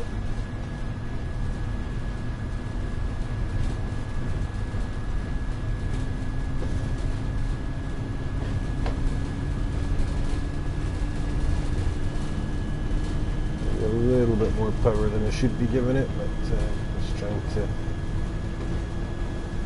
make up a teeny bit of time.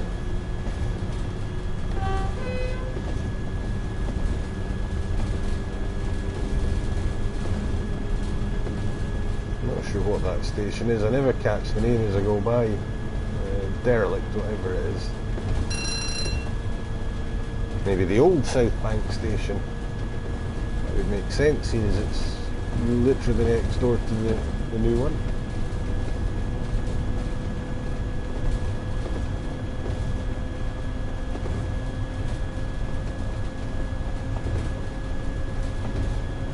So we do have to slow down, fairly sharpish coming into Middlesbrough. We're going to be going straight from that 60 into a 35 and then into a 25 as we enter the station itself.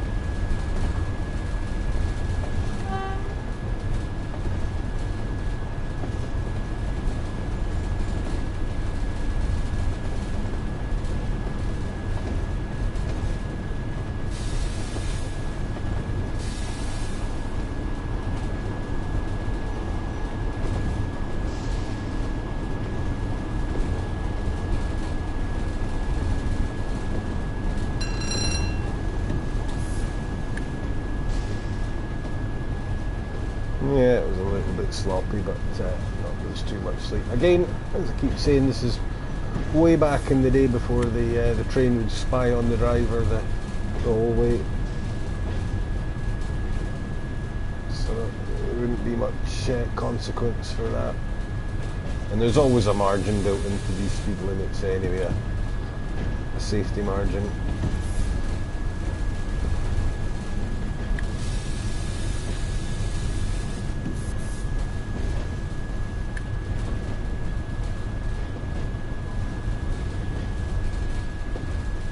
Didn't even have time to notice, oh no, there's the floaty crane away over in the background, maybe not so evident on the stream.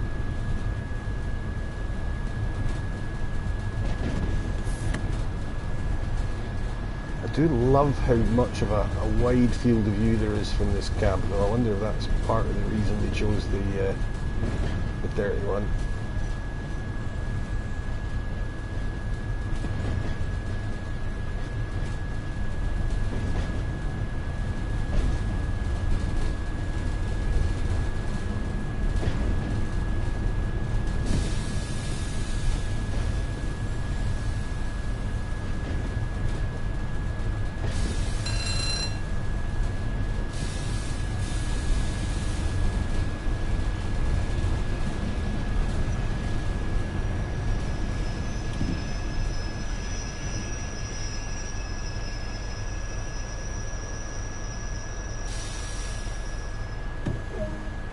Now there is a reason I drew up a little bit short, and that's because I noticed back here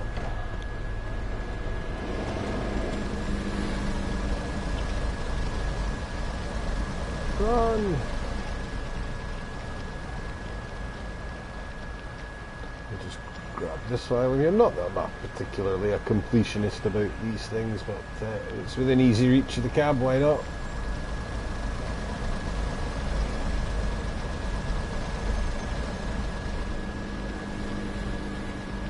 How far you can go? Oh, you can go all the way down those steps. Right, we're not going to go exploring right now though.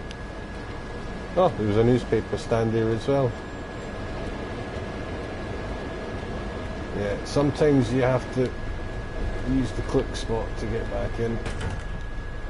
No, not the door.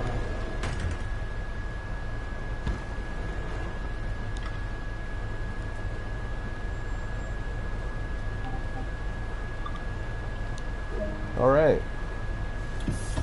Timed that quite nicely.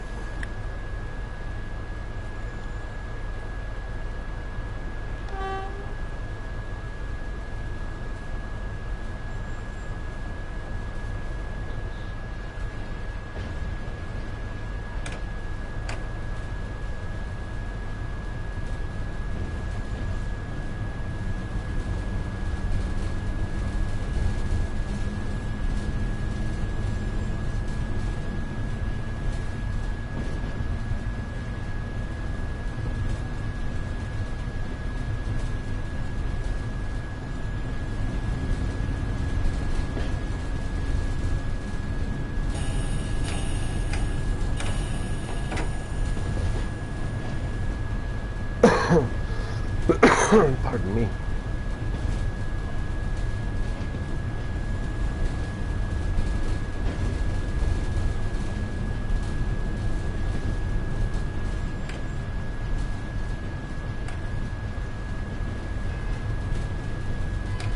Right, let's pile it on now.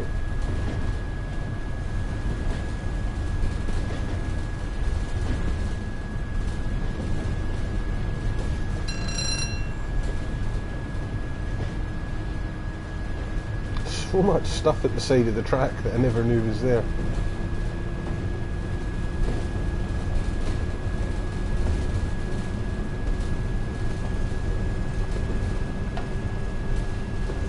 Right, let's just pile it on.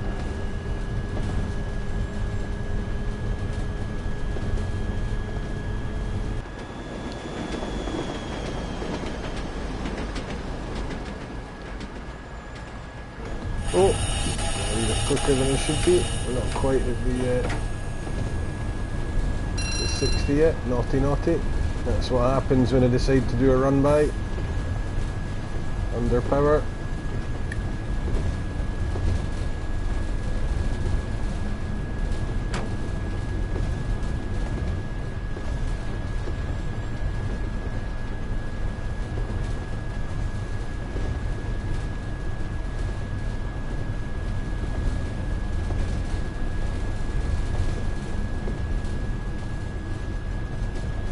The bridge is not in use at the moment. It was on its way being lowered down as we went past last time.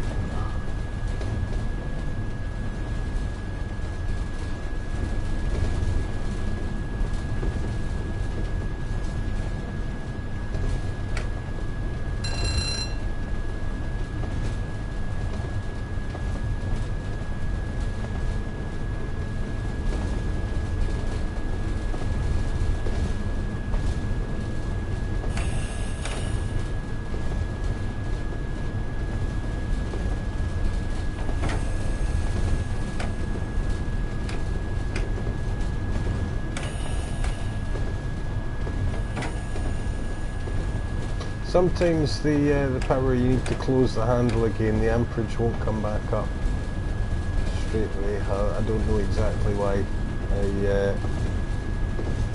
I need to see if I can get hold of that manual and figure that bit out. Or I should maybe just read the game manual. I've got a bad habit of assuming that because these locomotives were all fundamentally the same to drive, the basics, that I don't need to look at the manual, and that's got me into trouble before.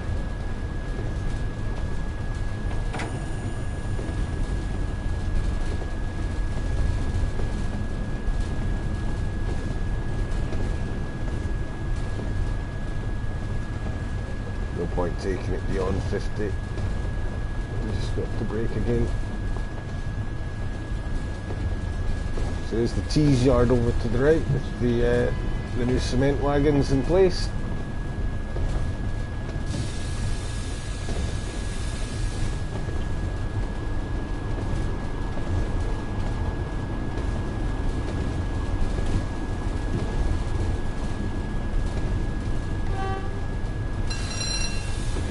See, there's an old turntable there, so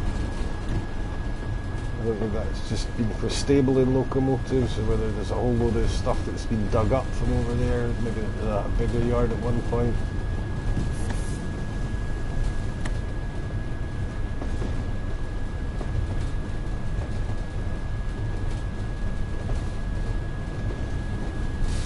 I can't remember if there's another speed reduction here. I think Thornaby's 25 in one direction but 35 in the other, if I remember rightly. Yeah. No need to slow it down much further. Well, there is because we're stopping. Hello Zasha and welcome to the stream. I'm very well, thank you. I hope you are as well. We're just getting towards the end of things here. There's not many more stops to make. I left it too late to brake. Yeah, stop.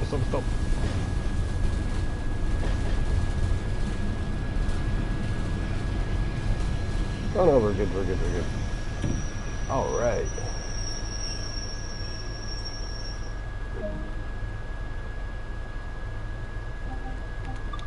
Right hand side, perfect. So for that worked out not too badly, because usually I stop so far back that I can't see the damn signal.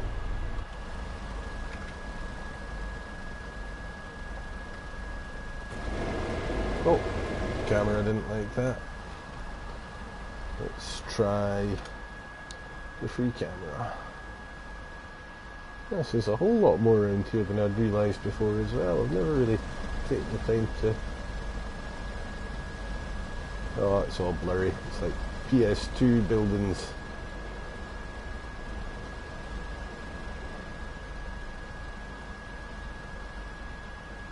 And the nice copyright neutral 80s cars. Definitely not a Fiat Strada. Definitely not a Ford Escort.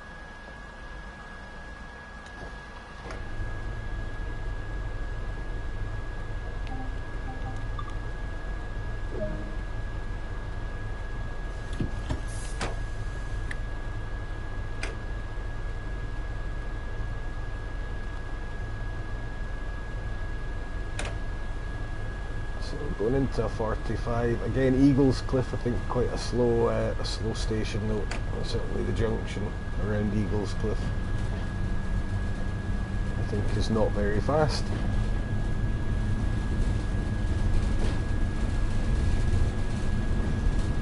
And then from there, I think it's just Allen's West, Teesside Airport, and I can't remember the name of the last one. I don't think there's that many.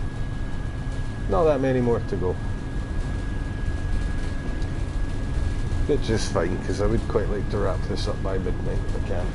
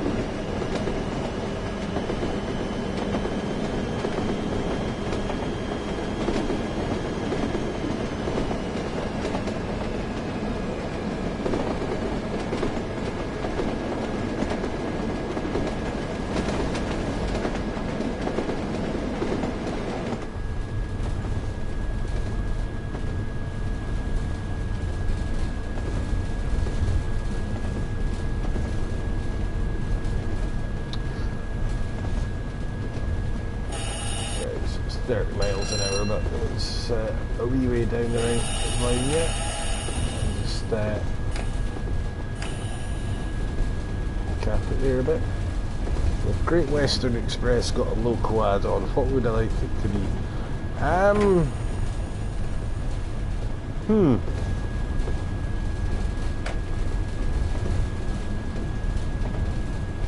Do you know, I don't actually know enough. I'm not familiar enough with what runs down there. I imagine a lot of it is what we've already got.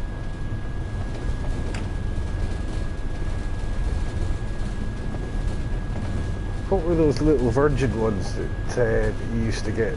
Not the Pendolinos, the little 4 or 5 coach things. Those were kind of cool. Those are diesel electrics, aren't they? Or hell, electrify it and give us a Pendolino. That'd be awesome. Don't even know if they run along that stretch of the line.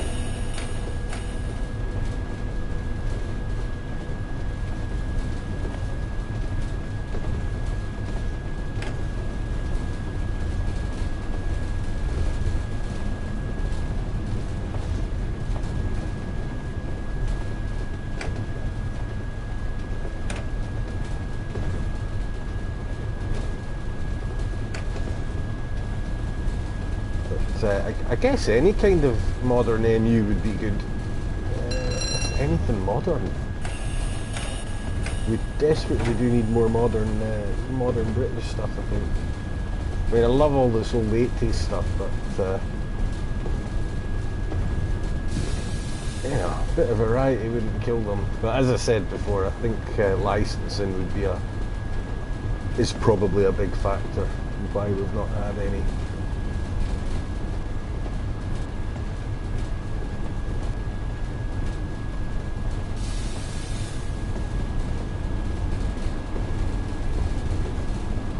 If you'd asked me that question when I was about 10 years old, I could have given you a list as long as my arm, but I have to admit that my interest in trains has only very recently been rekindled, and it's largely because of this simulator. So I'm by no means an expert on what runs where nowadays.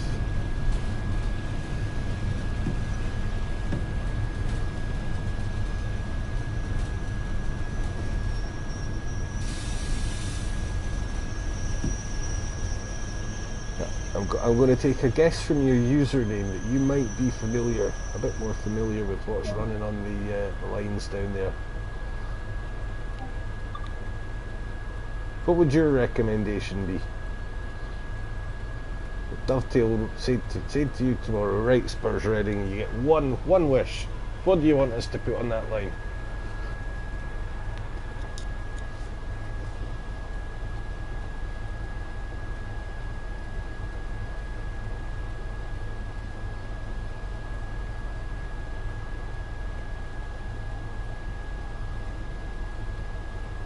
I did open my doors, didn't I? Oh yeah.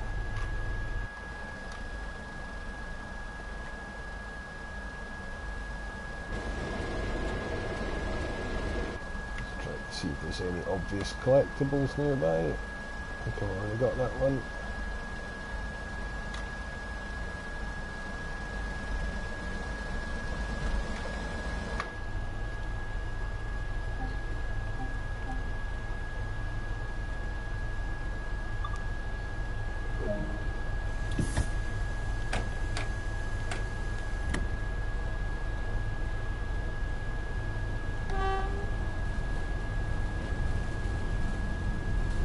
I miss those old bridges. Those have all been replaced up this way. When I was a kid, I used to love going up the bridges like that. I could stand there for ages waiting for something to go by on a railway bridge like that. And it often did.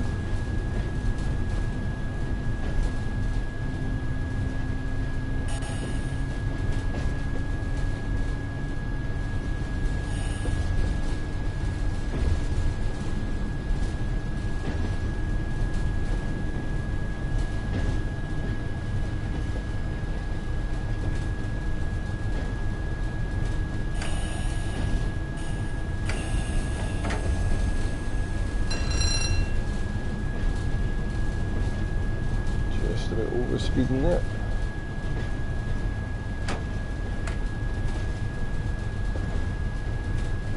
Look at X. Class 800.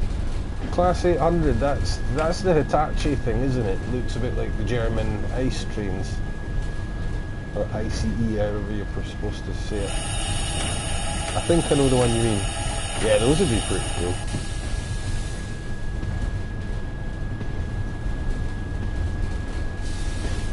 Although thanks to those coming into service, we've got a massive number of 43s running about up here now.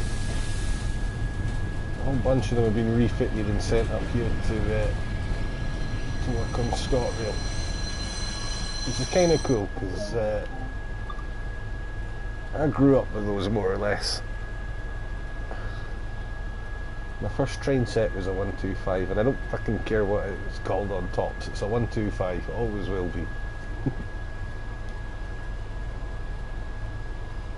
See, I do know what tops is.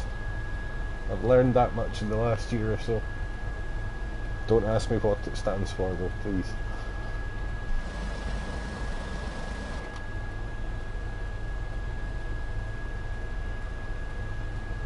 As the old saying goes, we all know the rules, just don't ask us any questions.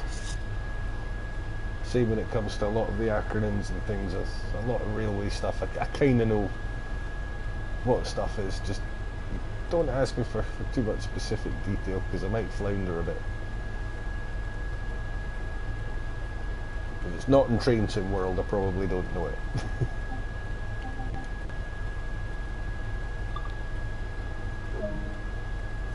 Oh, it didn't let me brakes out there either. Should have returned those to 18 inches of pressure in the line. Says the guy who doesn't know much about trains.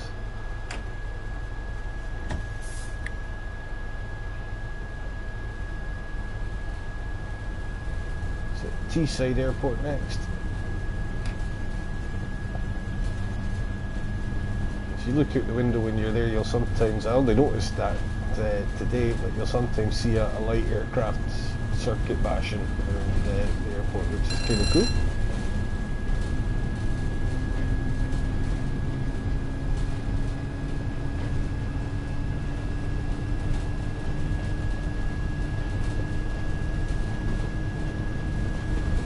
Ah, so the 800s, right, okay.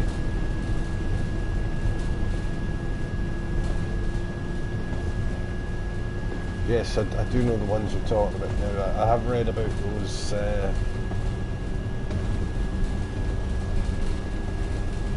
in non-railway specific sort of terms. I've seen them written about in conjunction with sort of transport department policy and things to do with electrification and hybrid trains and what have you.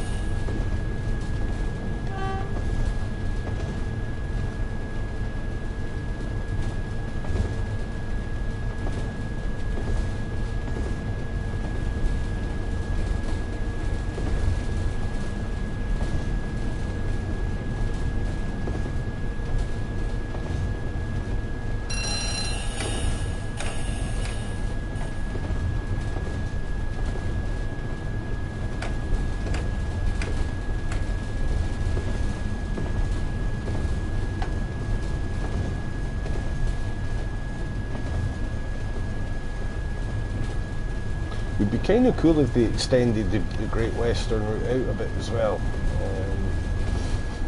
I mean, it's kind of cool having the 125s on that line because it's perfect if you've only got half an hour or so to kill. You can still bang a route in there,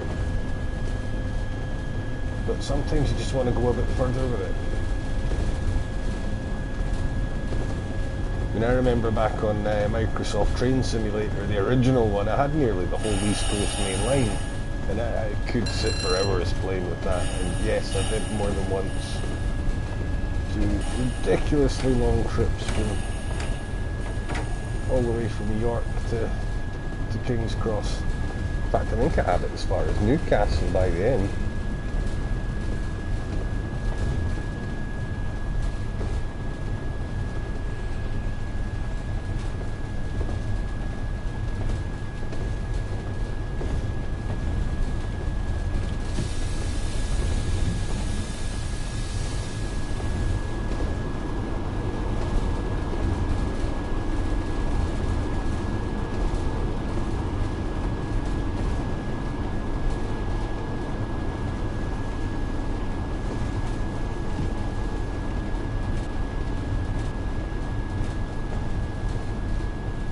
Yeah, that would be my geography. South Coast isn't that brilliant, but yeah, I kind of more or less where that is. It would be a decent distance.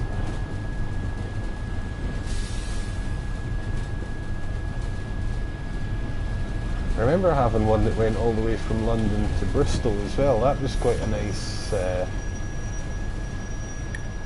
was a nice distance.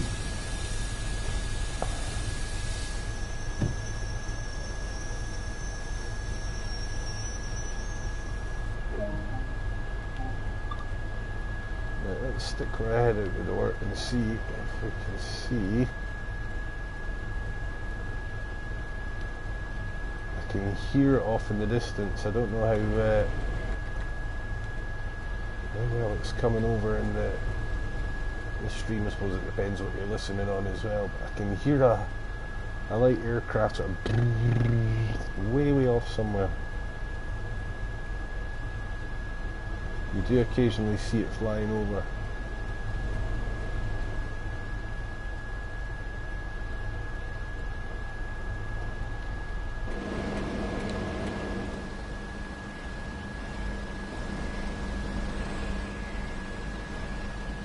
No, it's not coming out to play today.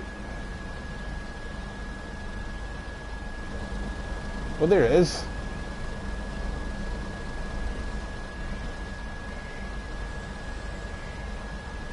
Hey! Oh, right. Yeah, lock the doors.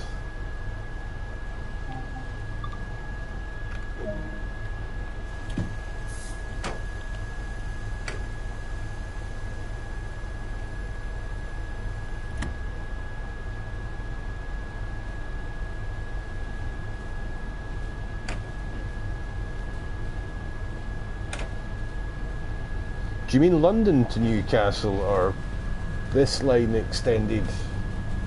I don't even know where this line goes beyond. It turns off before you get to Saltburn. I have no idea where it goes from there.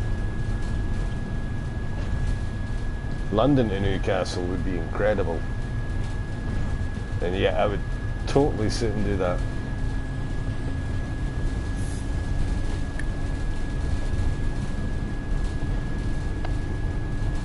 Used to love doing York to London.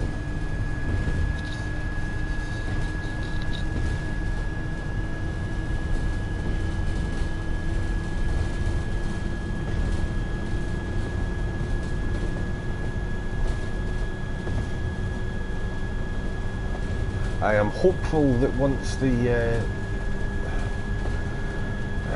the development kit we get.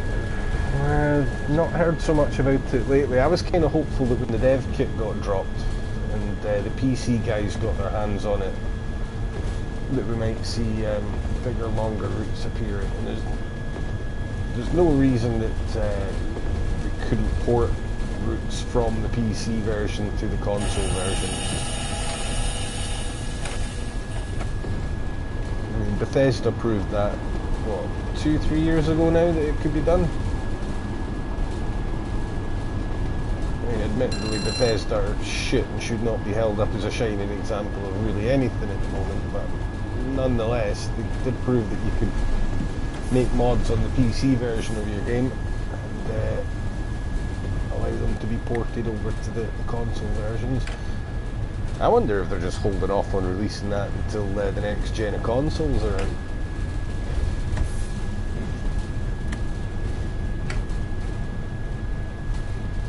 We're really only about 12 months away from that now.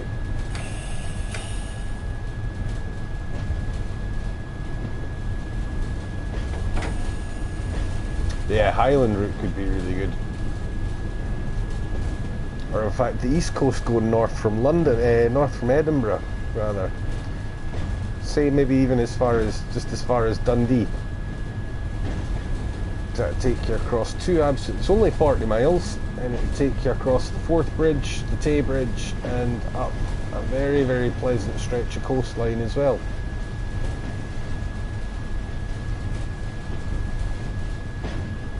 There goes one of the cement trains.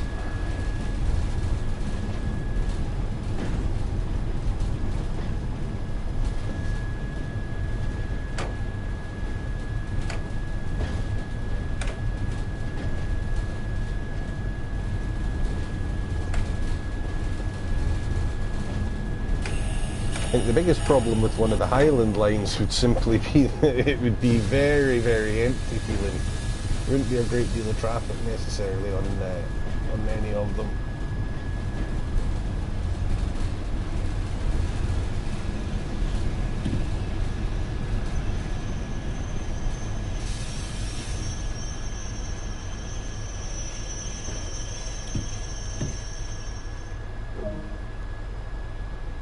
Dinsdale, that was the station whose name I couldn't remember earlier.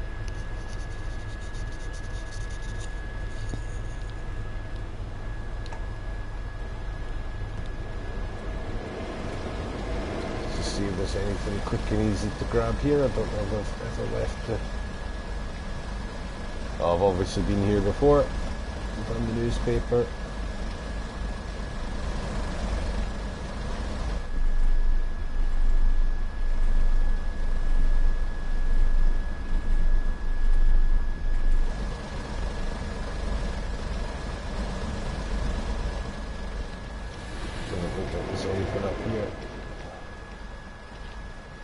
Nothing on the other side either. I'm not going to jump off because I'm not sure where the nearest step back up was on the platform either. Right.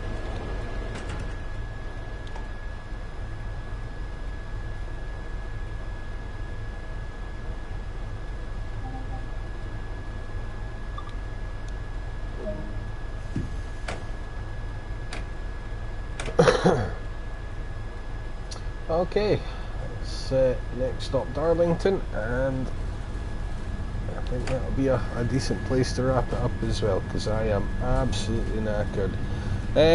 Yes, there goes the AWS. So there's one safety system. There's a DSD pedal there.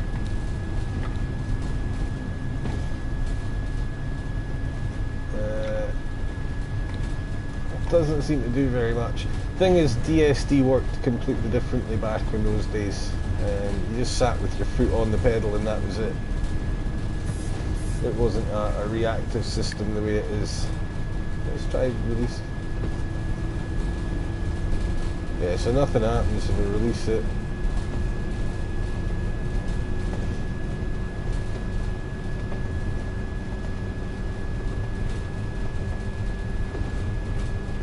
I don't think anything's modelled into there. Yeah, and you would just sit with your foot on it anyway. It wasn't like you had to respond to an alarm or anything like that. In fact, the more modern system where you get a bell every 45 seconds was brought in because it was discovered drivers used to just stick their toolbox down on that because it was a pressure plate and it gave you a cramp in your leg after a while.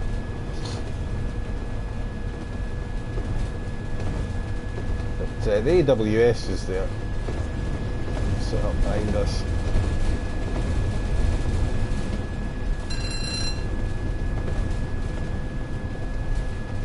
There's an emergency stop button, that's about it. I think stuff like DRA and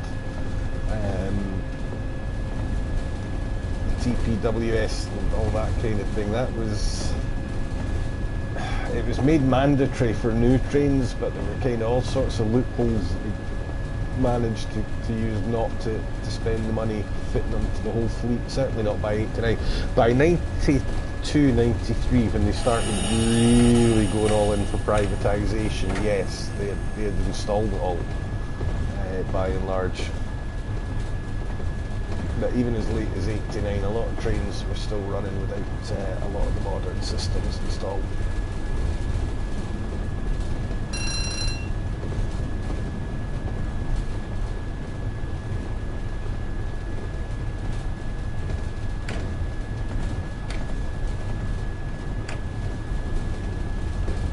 But it's a very manual train to drive, constantly making adjustments to the power and the brakes and what have you, I think. So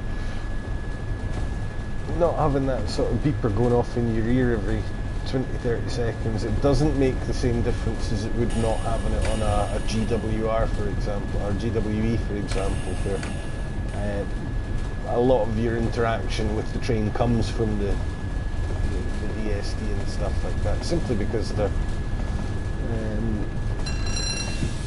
they're not self-driving, but they're a lot easier to manage.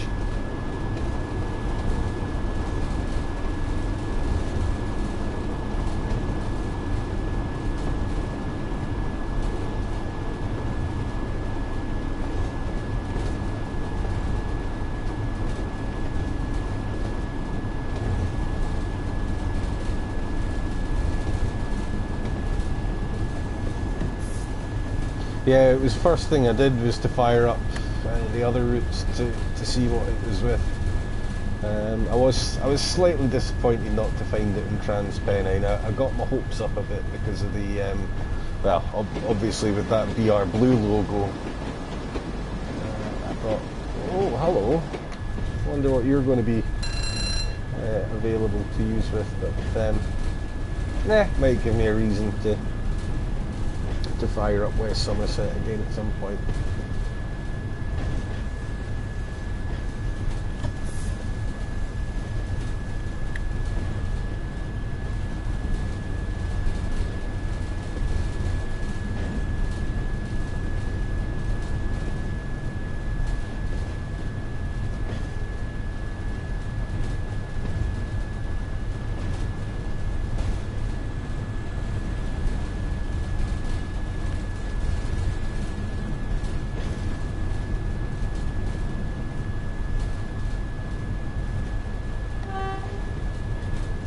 I'm still convinced there should be some pylons and stuff overhead by this point here.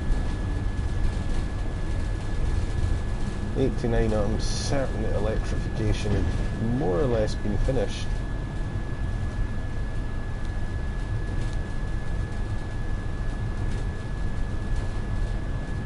So we'll get an AWS as we come in here.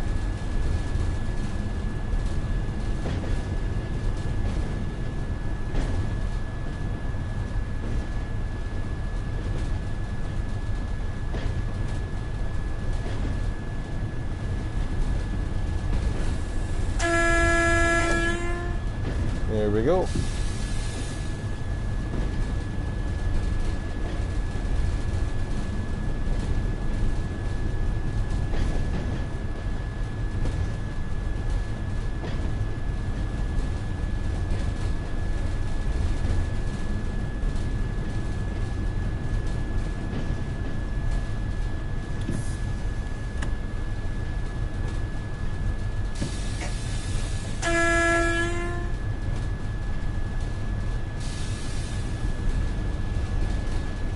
Certainly notice the AWS when it comes on in this cab, that's for sure. It's not subtle.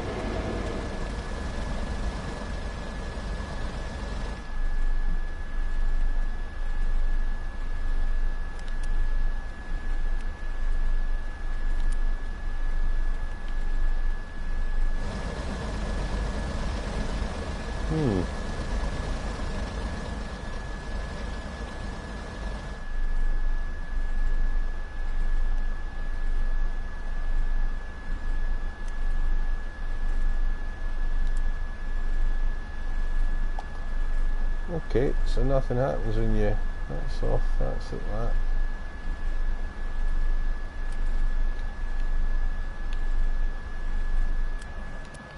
Ah.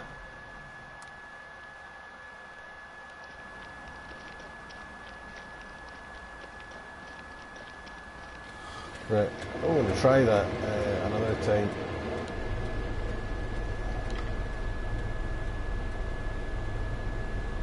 Let's, in the meantime, just lock them up. Okay, so that was, where are we even? Darlington. That was Darlington to Saltburn and back with a little run around at halfway. So yeah, that's the BR Class 31. I quite enjoy it. It's I'll get my £12 worth out of it, that's for sure, I think. So I'll have a play about with the cement wagons, I think, over the weekend. I dare say I'll stream something with those in the not too distant future. But for now, I think I'm going to wrap that up there, because I do have to get up for work in the morning. Not quite the weekend yet for me. So thanks very much to everyone who's hung on to the bitter end. It's been a pleasure as always. It's always enjoy sitting having a blather with you guys while I'm playing with the trains. So yeah, that's all for me just now, and I'll hopefully catch you guys again soon. Good night.